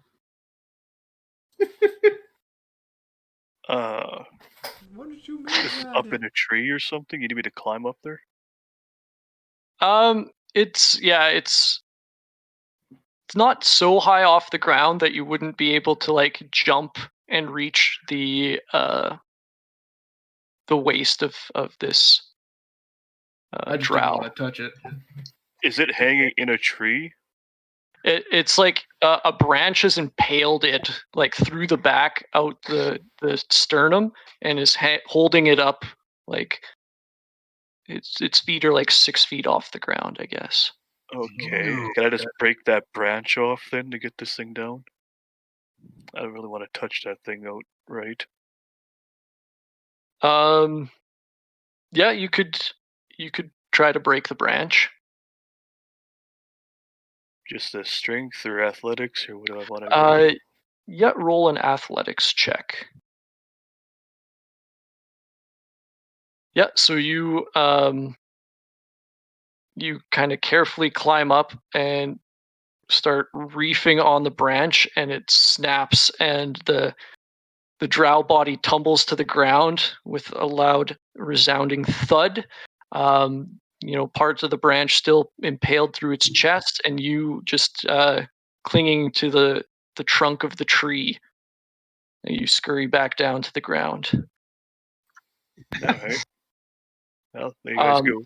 As the vegetation ripped, like the vines that were curled around the drow, they start to leak blood along the trunk of the tree, Ugh. as if you just ripped veins that had connected the drow to the tree. You.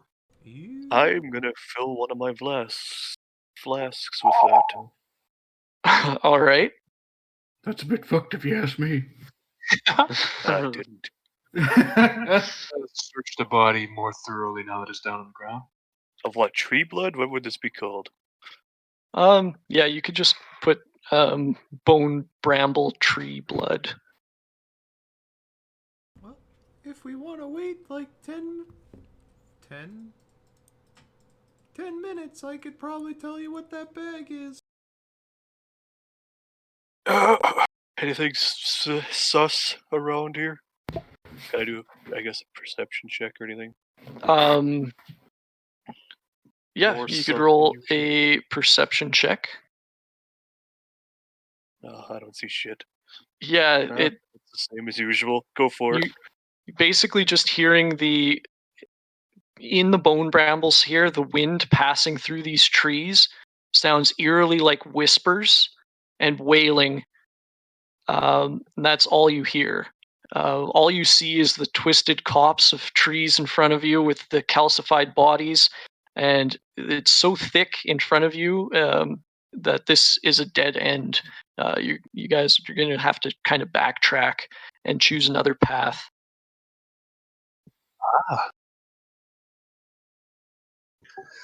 So we get magic items for going the wrong way. Good to know. I'm fine with spending the 10 minutes if we want to be sure it's not Could going he- to explode us. Do it while we're walking. I do have to touch it, so if it's cursed, it's still gonna fuck us. Well, it's up to you. Oh, I'm committed. All right.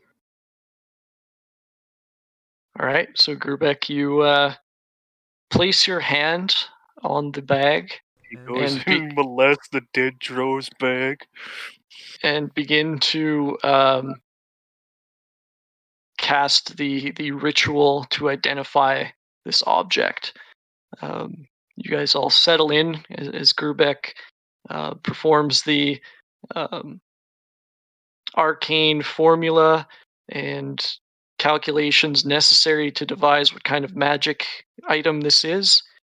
And after 10 minutes time, Grubek, you realize that this is not a bag of holding. This is a bag of devouring. Is it just Inside opposite? the extra dimensional space here is a creature that will eat anything put into the bag. Oh, what if you turn it inside out? Ooh. Yeah, fair question. What if you turn it inside out? Do you want to try? No. No, I don't think I do. Well- It could just be that a bunch of gross things fall onto the ground.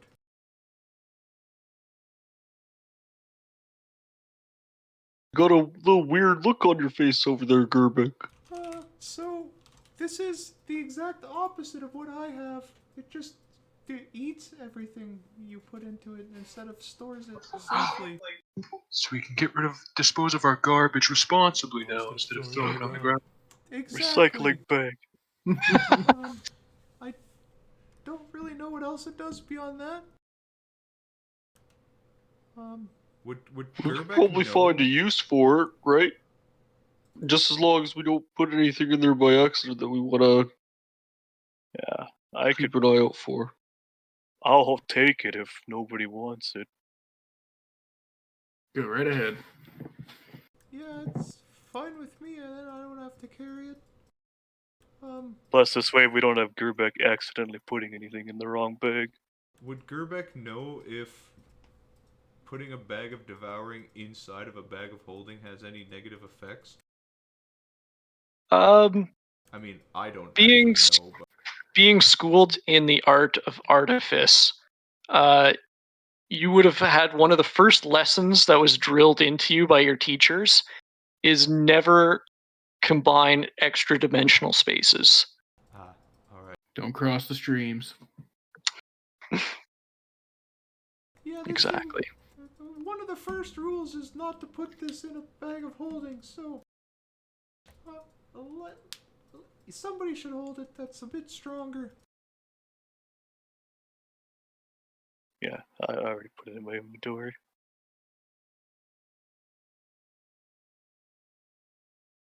All right. All right. Backtrack and try another path. Okay. You guys backtrack. I'll have you all roll survival checks. Oh God. Oh boy. I cast guidance on Sareth again. Okay. Probably won't help that much, but all right. Fuck. We're lost forever, boys.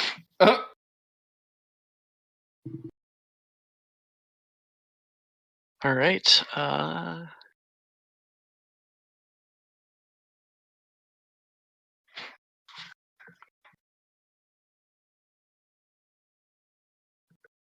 right. You guys wend your way back out to where you'd left the vehicles. Kind of go clockwise around the thick cosps of trees here until you reach another entryway that pushes deeper into the tangled snare. Following along, you guys turn another corner to another dead end, and you see 3 dryads here, but they are twisted. The evil of this place has infused their being, as they are covered in the same bloody vines as the trees here. Seeing you, they seem to perk up from a fugue state as they whisper with hoarse voices. Please, remind us of the wonders of life. I think what I've learned about life, that one's on you, Kilvius.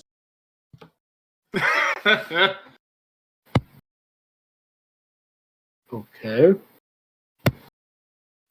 Okay. Could I roll insight to see what they mean specifically? Yeah, sure. Okay. Okay. You aren't sure what specifically they're asking of you. Kilvius, well, I know they were saying, like, you could, remind them of stuff, but there's one thing that's, like, really good for life is music. It's one really, really good thing about life, and it's kind of wondrous, don't you think? Yep, music's a good thing. Colton, I'm sorry, this is a bad day right now for this. What's that? I gotta go. This isn't Oh, great. sorry. Okay. Well, before you go, roll a performance check for me. He's gone. He's gone. Oh, okay. I'll roll a performance check for him. Hopefully it's nothing too dire. Kilvius starts to play a song, tapping away with his wooden spoons as he rolls a performance check. Oh. Nice. With advantage, right? Nope. Now, Kilvius seems a little distracted by this disturbing forest, and it's definitely not his best performance. In fact, it's crap. It's pretty bad. But it seems that just hearing music of any kind, regardless of the quality, satisfies the spirits as they start to hum along, but are definitely off key, and it just adds to the sad performance Oh, here in the forest. Ooh. But they don't. They seem to be calm now as they fade back into their fugue state, just kind of ignoring you now, as you guys have reached another dead end. And there's nothing else in this like little opening. Nothing else. All right. Next. About face. Yep. I do not about face. I back up slowly. All right. Third time's the charm. Everybody give me survival checks. I don't know, with their survival checks getting progressively worse. True. Oh, actually, mine will improve. I did a decent one.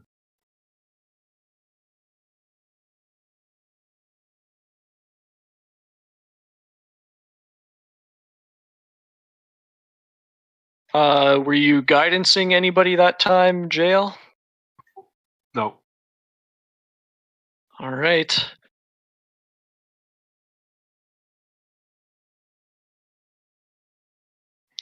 So you guys, again, work your way back through the twisting undergrowth here to where the trees are a bit thinner. You work your way along clockwise again until you find the next opening path and push in. Again, you guys come to a dead end. And at this dead end, you spot in a tangled thicket at the end of the path a hawthorn staff.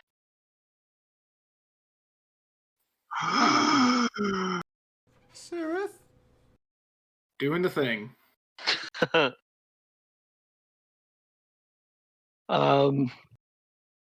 The staff is magical and has evocation magic emanating from it. I look Now, at Gerbeck. I will say that the thicket is covered with thorns, and it's about 15 feet deep. Doesn't someone have mage hand? I do. I could try and mage hand it. That might work. Maybe try that. Yep. I will. Yep, I'll be 30 feet away from where the staff is and try and mage hand it out. I'm readying my warhammer. All right. So you send your mage hand in to claim the staff. However, it is so tangled in the thorns, the mage hand does not have enough strength to wrench it free. Can I walk up to the edge of these thorns and make a slashing attack at them? See what happens? You certainly can. Okay. Roll an attack. Time to reap your rewards there. Yep. So that hits. Roll for damage. All right. Yeah. So you slash away at the thorns, and this is what the scythe was originally made for, to clear underbrush and reap. And you clear about a 5-foot square area from thorns. Well, that was effective. And there's nothing bad happens when I do that. Nothing bad happens. If I step into the 5 feet space that I cleared, nothing happens to me. Not yet. Oh, not yet, hey. Not yet. Well, 5 more feet I'll attempt. All right. Make your second attack. 11 hits. Roll for damage. 12 does not quite clear the next patch of thorns, although you do thin them out quite a lot. Now what would you like to do? You got this, Sir Zax. Just let's keep going. All right. So that's your turn there because you Okay. made your 2 attacks. So you just stop there next to the thorns, and they now reach out to grasp you. The thorns that you didn't quite clear here. You are restrained as the thorns wrap around you, biting into your flesh. You are going to take... Oh, sorry, that was a GM roll. I will roll it again. 13 points of slashing damage as the writhing barbs cut into your flesh. Help, guys.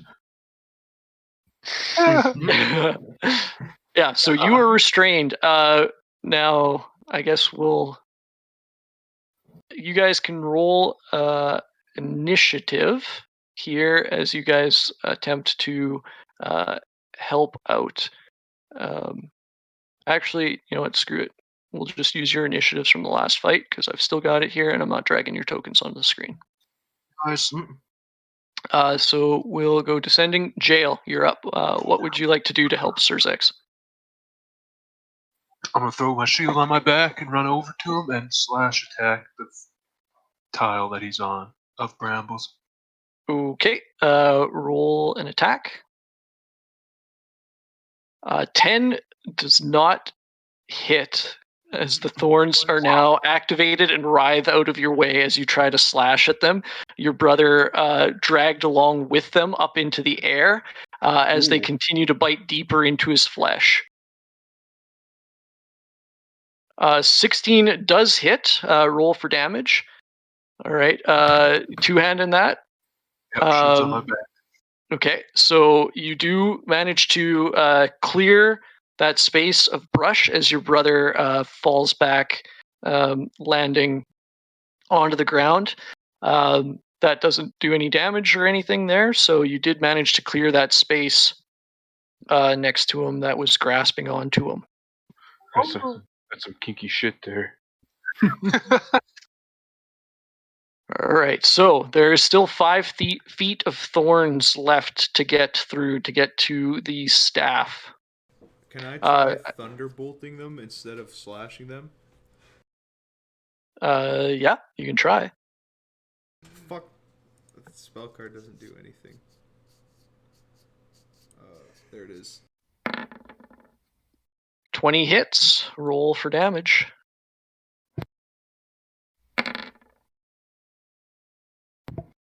All right. You'd see as the sonic base that you project out from your staff does shake some of the thorns off the branches, and some of the branches crack and crumble and fall apart. But just like Sir Zex, that was not quite enough to clear the entire space. Alright, nobody go close to them. We could just keep trying to blast them away. Yeah, I'll help out with a couple pew pews. Sacred flame. All right. So I guess Sareth, you can roll your Eldritch Blasts here. Nope. Yep. Yay. Roll for damage. 10 in addition to the 9 already there. That's enough to clear it out. As now there's just left the staff within reach, still, tangled within its own vines, but now you could pick it up and pull it free. So, what are the odds? If I pick it up and pull it free, then I'm gonna get grabbed. 0. You got it, Gerbeck. Well, nothing's I I'll try can it. do it if you want, Gerbeck. If you're worried. No, I'll grab it. And then I All right, pull it, Gerbeck. but try to run away really fast. Okay.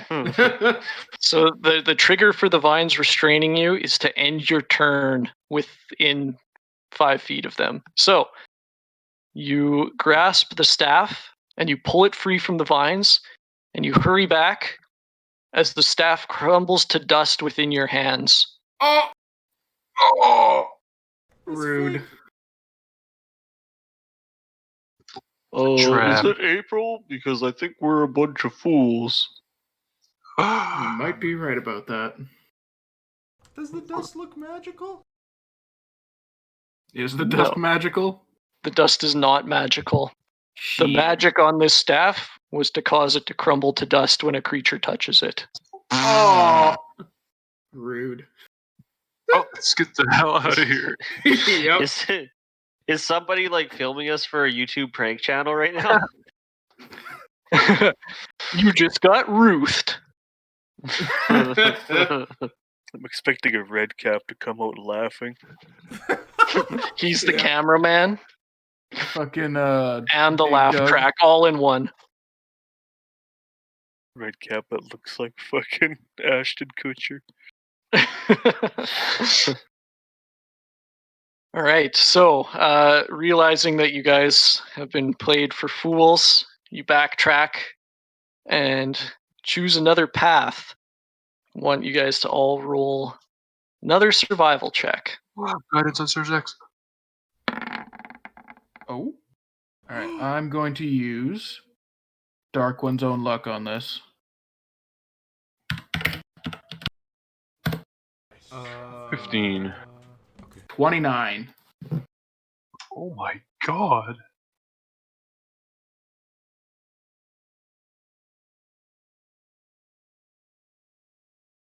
Okay. You guys backtrack again, pushing in to the next path you find.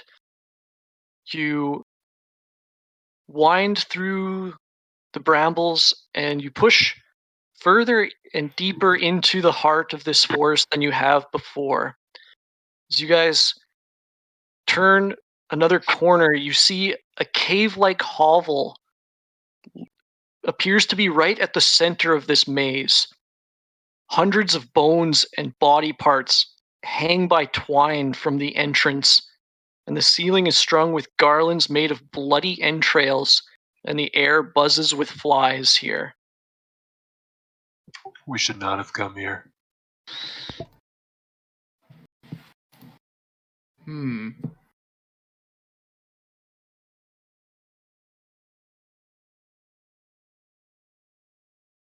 Well, I will again use Divine Sense. Mad Maggie wouldn't possibly have led us astray. Oh, never. You guys trust her implicitly. Yep. She gave us free things. Drive to this forest and die. You detect the presence of a fiend inside, as well as undead everywhere around you. Alright. Well, I guess we go knock on the cave wall. Do you tell us that it's a fiend, or I tell you guys I sense something. Other than all the undead. Well, I don't know if Mad Maggie was, I thought she was a person, not a thing that your magic would be able to detect. Yeah, I'm sorry. Night hags are fiends, so Maggie should have shown up on that. oh, As well as her imp familiars, and you've detected Barnabas the Undead's flame skull. So, gotcha. So everything I've detected with this in hell has been friendly so far. Or at least not outright hostile. It's not true, because you detected the incubus. But he wasn't. That's why I said not outright hostile. Oh, okay. Maybe we should let them know that we're here, so that they don't think that Mad we're Maggie sneaking gave up us her on them. name, didn't she? Yeah. Red Ruth. Red Hello, Ruth. Miss Ruth. Yes, dearie. Oh no! Where was that from? No. Yeah, where was that from? From deep in the cave. Oh. Maggie sent us and said you might be a good scribe, I think. Scryer? Prior. Yeah, scryer. Oh, well, how's my cousin Maggie doing? Come in, come in. I look at the Where? group kind of reluctantly and then go in. I will Yep, stay lockstep with Gerbeck. going in. I'll I throw up will. detect magic before we enter. I'll stay standing just outside the cave. All right. So those of you that go in, you see Red Ruth, a night hag like Maggie, wearing a dress made from stitched together bones, strings of infant-sized skulls hang in a necklace around her neck. They're constantly chattering nursing rhymes or nursery rhymes. Some in languages you don't understand, some in common, some in Elvish, Dwarvish, Gnomish. It seems like all kinds of infant skulls around her neck. She is currently stirring a cauldron full of a thick reddish liquid. You've seen a lot of it. It looks like blood. What's for dinner? Oh, this isn't dinner, dearie. I'm making one of my potions. Yeah, just like Maggie. Fair enough. Now, how can I help you? We are looking to see if we can find some people, right, guys? Yep. Mm-hmm. Side so nope. Yeah, we're looking for a few different people now, I think. I don't remember their names though. Does anybody? Because I don't write things down and probably should. I have been very I bad for think- writing things down. I think the first thing we were gonna look for was if we could just straight up find Bell. Yeah, we wanted to find him. We wanted to find that one paladin, and then potentially ask about the two powerful demons that are trapped that we might be able to get blood from. Yeah. I guess we'll start asking. Oh, yeah. So we're looking for, it's no one that big of a deal. A devil named Bell. Supposedly able to help us out with something. Oh my. You you guys want to go right to the top then, don't you? Well, that is going to be a doozy of a spell to locate a former ruler of one of the nine. She kind of thinks for a moment as she's like adding different stuff to the bubbling cauldron here. You see her like pluck off a bat wing that's suspended from the rafters. She crushes up some like dried garlic. She pulls a liver out of the carcass of a chicken, and she's all throwing it in, kind of stirring as she mulls it over. Yes, well, to complete a divination spell of that magnitude, we'd need a powerful base to make the potion to see. I'm going to need some very powerful blood. Like the blood of a Baylor class demon or higher? Why, yes, little one. God How, damn it.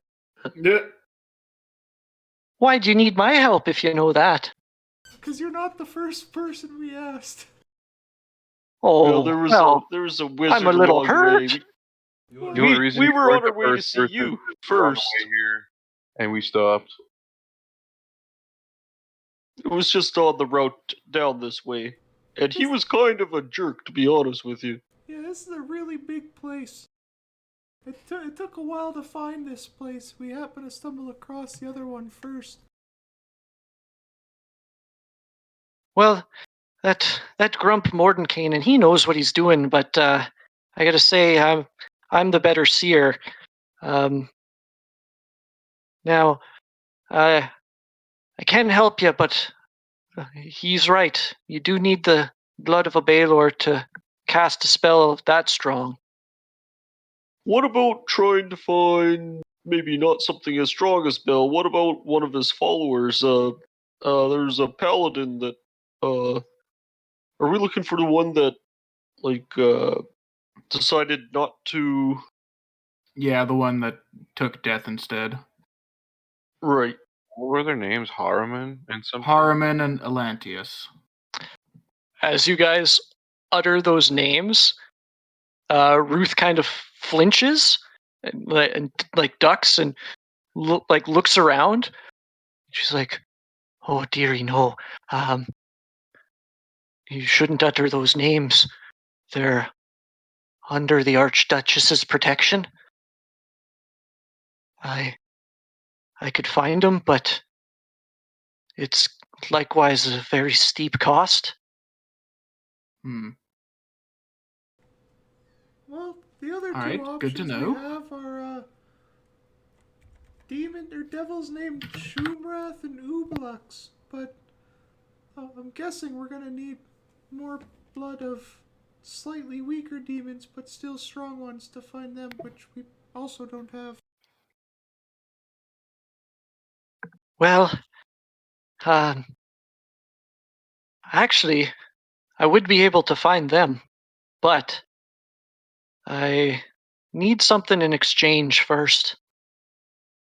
You see, this forest isn't the most luxurious place ever.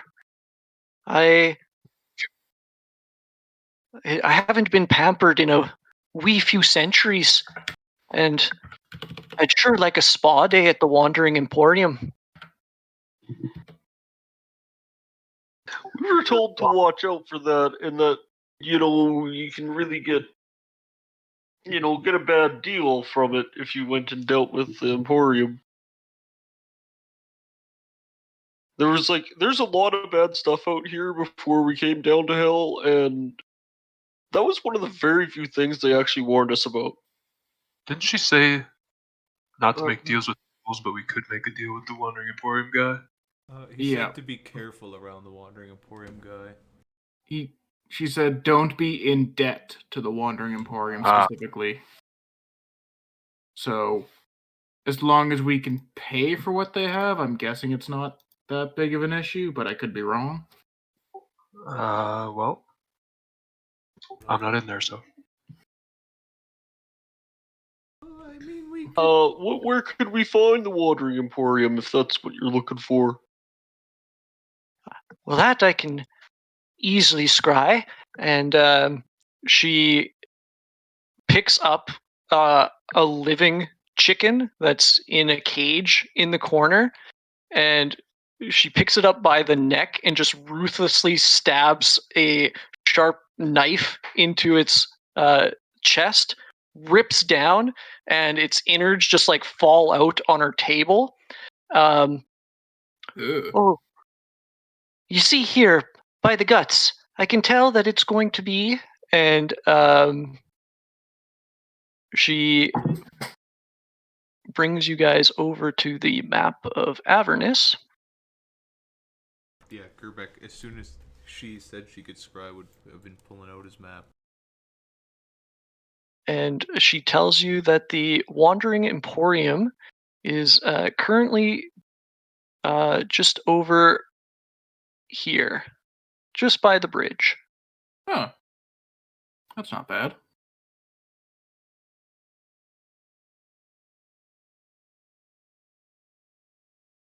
So would we take you to the Wandering Emporium, or would we bring it here? What would that entail of, do you think? Well, dearie, I would really rather have somebody watch the place. So if you could go there and prepay for my spa day, come back here and watch the place while I'm gone, that would be lovely. What a journey. How much do you think a spa day would cost? And what Oh. goods does the Emporium even deal in? Well, the spa day is going to cost. I have to turn to my Wandering Emporium sheet. It costs the blood of a baler. God damn it. No. Now, we can get you the blood of a baler, but I would need the blood of a baler.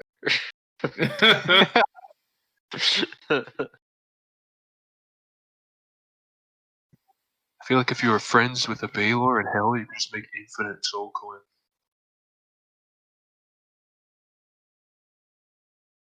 Or Baylor could just run this whole place. Or So anything powerful, really. just the like a spa bath there is going to cost just a single soul coin. What if we want to get her the super deluxe edition? There are all kinds of additional packages and amenities you can add to the basic spa package.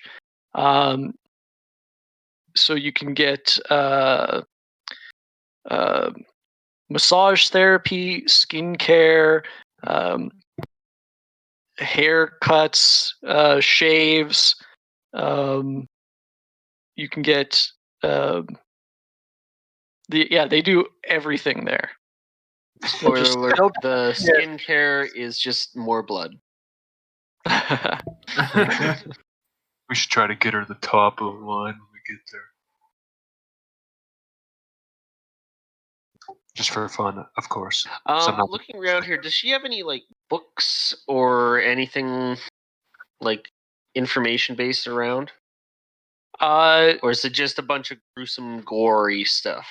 Yeah, more so the second one. She's not really the learned magic type, more the I'm gonna divine stuff out of these tea leaves or these goat entrails or that kind of magic. Gotcha. Miss Ruth? Oh, call me just Ruth, dear. While we're looking at the map, can you tell us some stuff about the areas around where we are? And then I start like pointing at all the things around us, like this. Oops, that's a text box. Oh, wee one, you haven't dealt with many fiends yet, have ya? No. I'm not gonna tell you anything for free. Fair point. Maggie did. Well, my sister's got her unusual obsessions.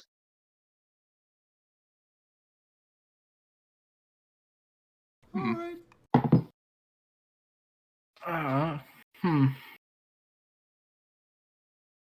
Is there any other kind of services that you tend to sell other than scrying and looking at stuff? Why, yes. I'm also one of the Avernus's most renowned potion makers. I'm looking at what she's putting into the big pot over there. I'm like, Oh, yeah. That's pretty interesting. and I don't pursue it any further.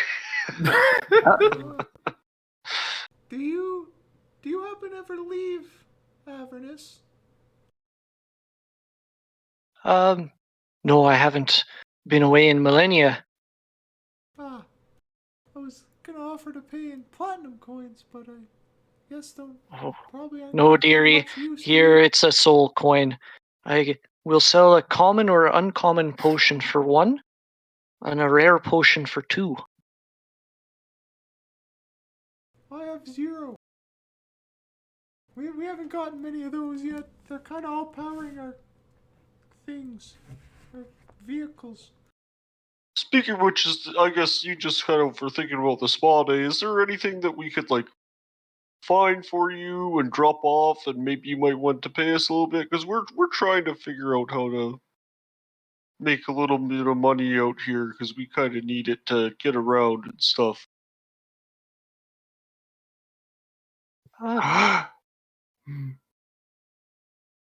Well, since you've been so kind, if you arrange the spa day and get back to me within 3 days' time, I'll give you an extra soul coin. Right on. I I like it. I like it. There's a good chance we could do that, sure. I'm out of questions, guys. You guys got any ideas? I think I'm pretty much. What would you be willing to pay for a water skin of holy water, since I'm assuming that's pretty rare to get a hold of down here?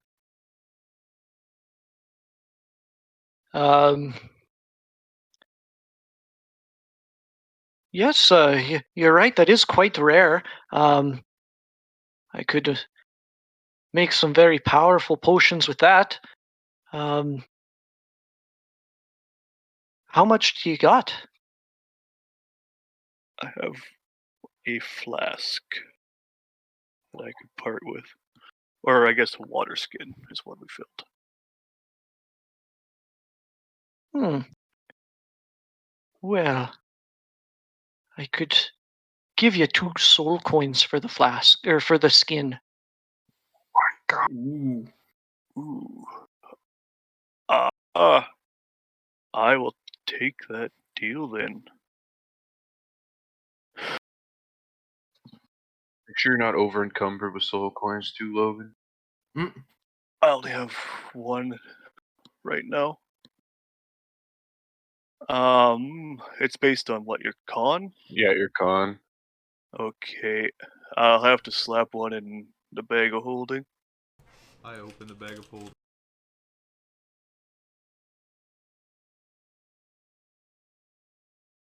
Not to be confused with the other bag. Yeah.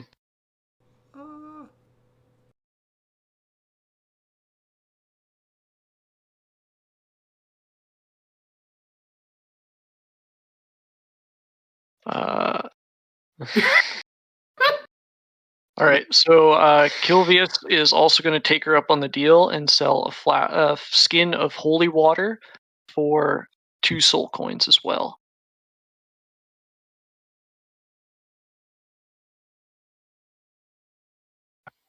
Can't clerics and paladins just make holy water? Yeah, but there's not many of those around hell. Well, I'll be damned. We have infinite soul, boys. The problem is we need water to do that first.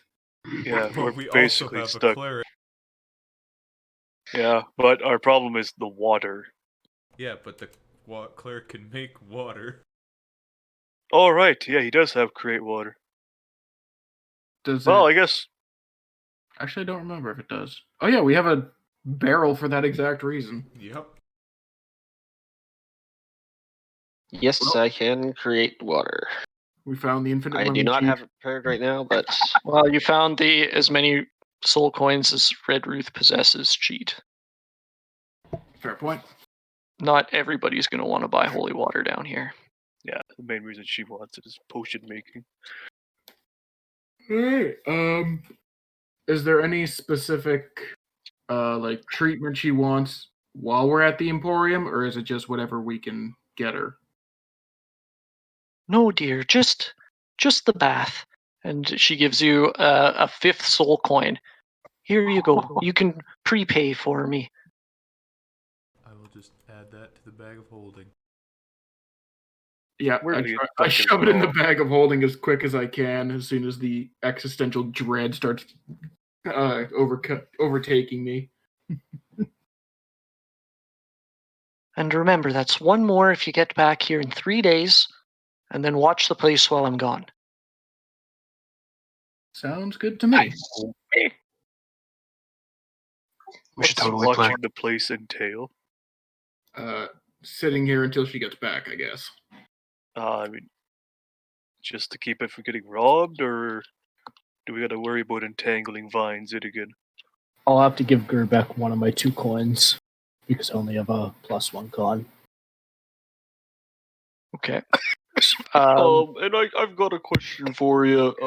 And it's not that we're intending to do it. If we aren't able to get back in time, is there any negatives to what we're deciding upon here? Like, if we're a little bit late, I'm not going to start like bleeding out my eyeballs or anything, right? Oh gosh, no. You're just such nice company here. I haven't talked to any mortals in quite a while, and you're in such a state that I thought I could help out a little bit. It's But much appreciated. Is she what angle is she running at here? This is could I roll an insight? yeah, sure. Alright. No. Fuck. I mean, she speaks like she's a kindly old lady, but you saw the hut, and you also see the nursery rhyme baby skull she's wearing. Oh, I completely So- forgot about that. You come to your own conclusions. Yeah, okay. Well, if we have nothing else, I think we should make for the Emporium post haste. Oh, on the way to the Emporium, is there anything that might delay us or be a bigger issue than just normal traveling L from here? Anything to watch out for, I guess. Yeah. Well, just Is the that horse? general hellish creatures, and it might be a sandstorm or two. But there's not going to be like a giant sandworm that's going to pop up and try to eat our vehicle over I there. mean, it is hell. This is Avernus, not Arrakis, dear. Ah. First time here, wanted to check. We found a giant bug zapper, so you never know. No, it's a demon sap. Same thing. They're pests. Well, I think. Do you guys have anything else to ask? I think we better probably get moving. Yeah, I say let's hit the road. Did I see anything outside the whole time? No. Nothing really outside beyond the very unsettling wailing and moaning and whispering trees here. As Just here in the appreciate it. center of the maze, looking out of the impenetrable trees, it looks to be that they're almost moving. It's a little unnerving, but nothing untowards.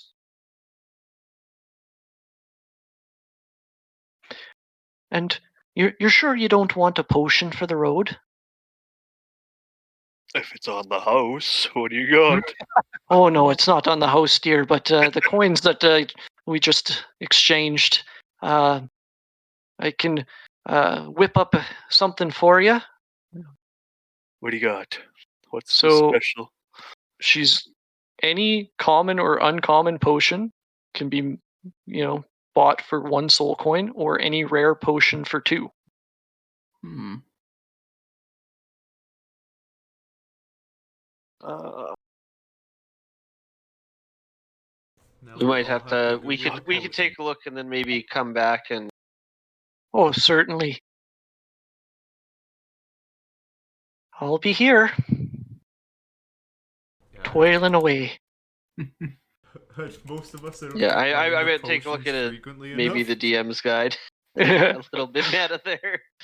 Like, I know there's health, fire breath, and frost giant strength because I have them.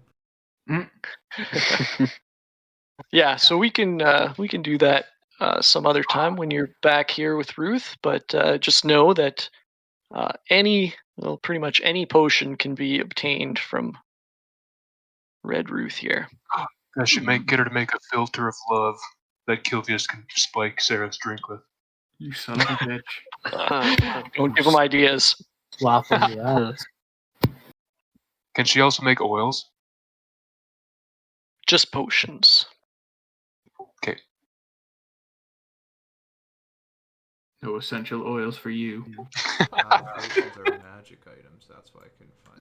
Up to uncommon is 1, eh? 1 soul. Yeah, common and uncommon is 1, and rare is 2. Huh.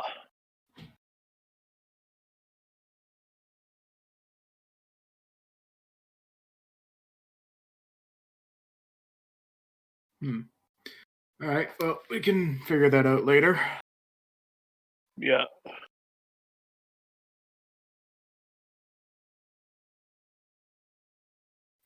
Right. Yeah. Get the hell back to the cars. Yep. All right. So you guys carefully make your way back out through the maze-like tangles of the bone brambles here, and follow your steps back. Surprised you guys didn't leave any breadcrumbs. Mhm. But I want to they're not needed, try so to commit the path a little bit to memory, just so next time we come back, maybe get a slight dose of advantage or something. all right. Roll a.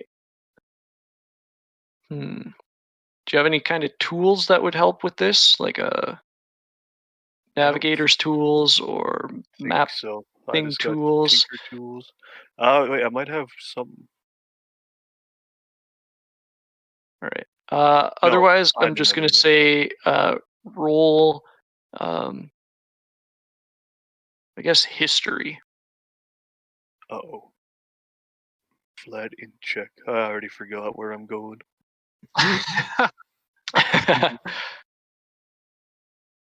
Okay. So yeah, you guys make your way back to the vehicles and reattach the steering wheels and the handlebars. Fire up the engines and take off towards the Wandering Emporium. Oh yeah, I have Oh no! vehicle proficiency. Oh yeah, +3. Okay. Before we It's leave, probably the Yeah, like weakest he's just getting Papa closer Wheelie. and closer. He barely gets the front wheel off the ground. He kind of spins out in the underbrush here, and kind of wobbly, and it quickly puts the front wheel back down. Does a little bit of overcorrections as he rights the vehicle and gets it going straight. I don't look back because I'm embarrassed. I was gonna say before we leave, would I have seen Octavius trying to map anything, or is he just remembering? Because if I seen him, I wouldn't try to map, but if he's not doing anything, I would have. Yeah, I don't know. I don't think probably was it's up just to trying him. to mentally recount it. So Yeah, you probably wouldn't see Gerber. anything because I had nothing to write or map with anyway. So I was just trying to like remember landmarks and shit. I do have a calligraphy kit, but that's pretty useless. I mean, at the very least, I have writing utensils. Yeah, I'm just gonna say that, like, if it wasn't like orientation tools or navigation tools, then it's just history.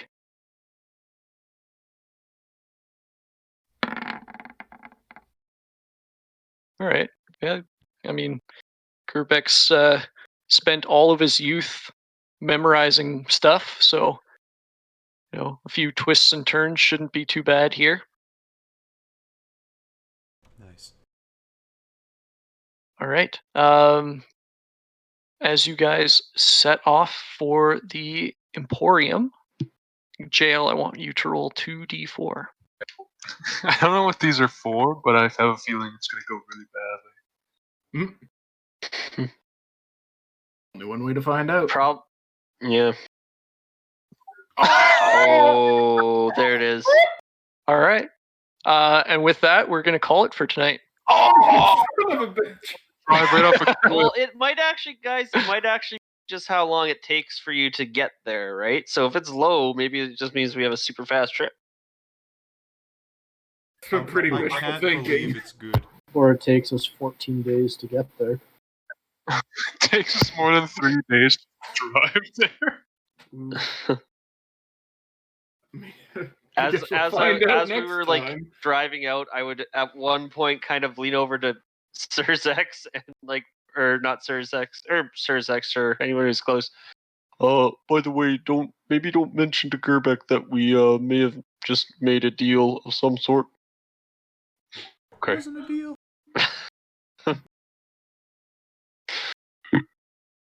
Wasn't I mean, a deal we with the technically devil. made a few of them already. Yeah. With fiends, that's fine. What could possibly go wrong?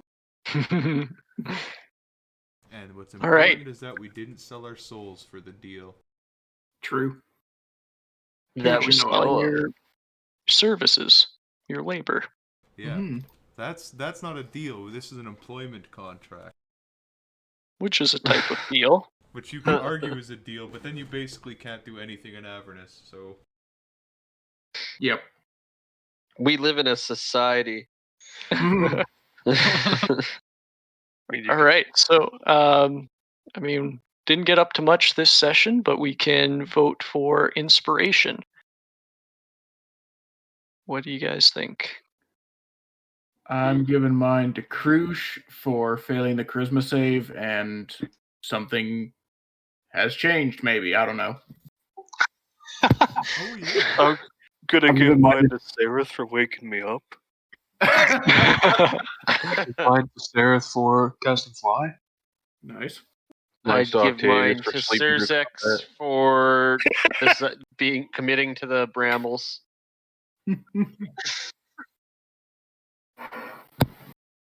All right. I heard a lot Jail there. Sarah is winning right now, I think. Yeah, that's think what I so. was getting. Pretty spread out this time around. So, unless chat's Gerbeck got for anything to fixing the say, AC. what was that? I said Gerbeck for fixing the AC. He gets the If you do honorable your job mention. right, no one will ever notice it. True. Too real. All right, going once, going twice. Sereth, inspiration for next session. Get out of here, Logan. What's the reason? Thanks, guys.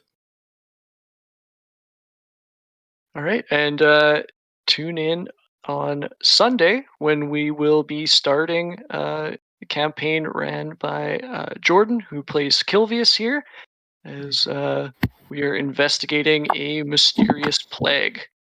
First time DM. Woo! Yep, Yeah. first time DM will only be a session or two, but it'll be interesting to say the least. Put it that way.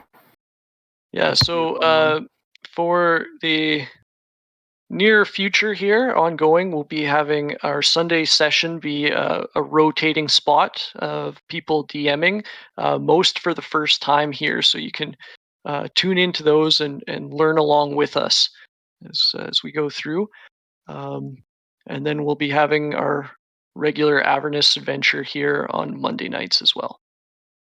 Thanks for watching, guys. Peace. Good night. Bye.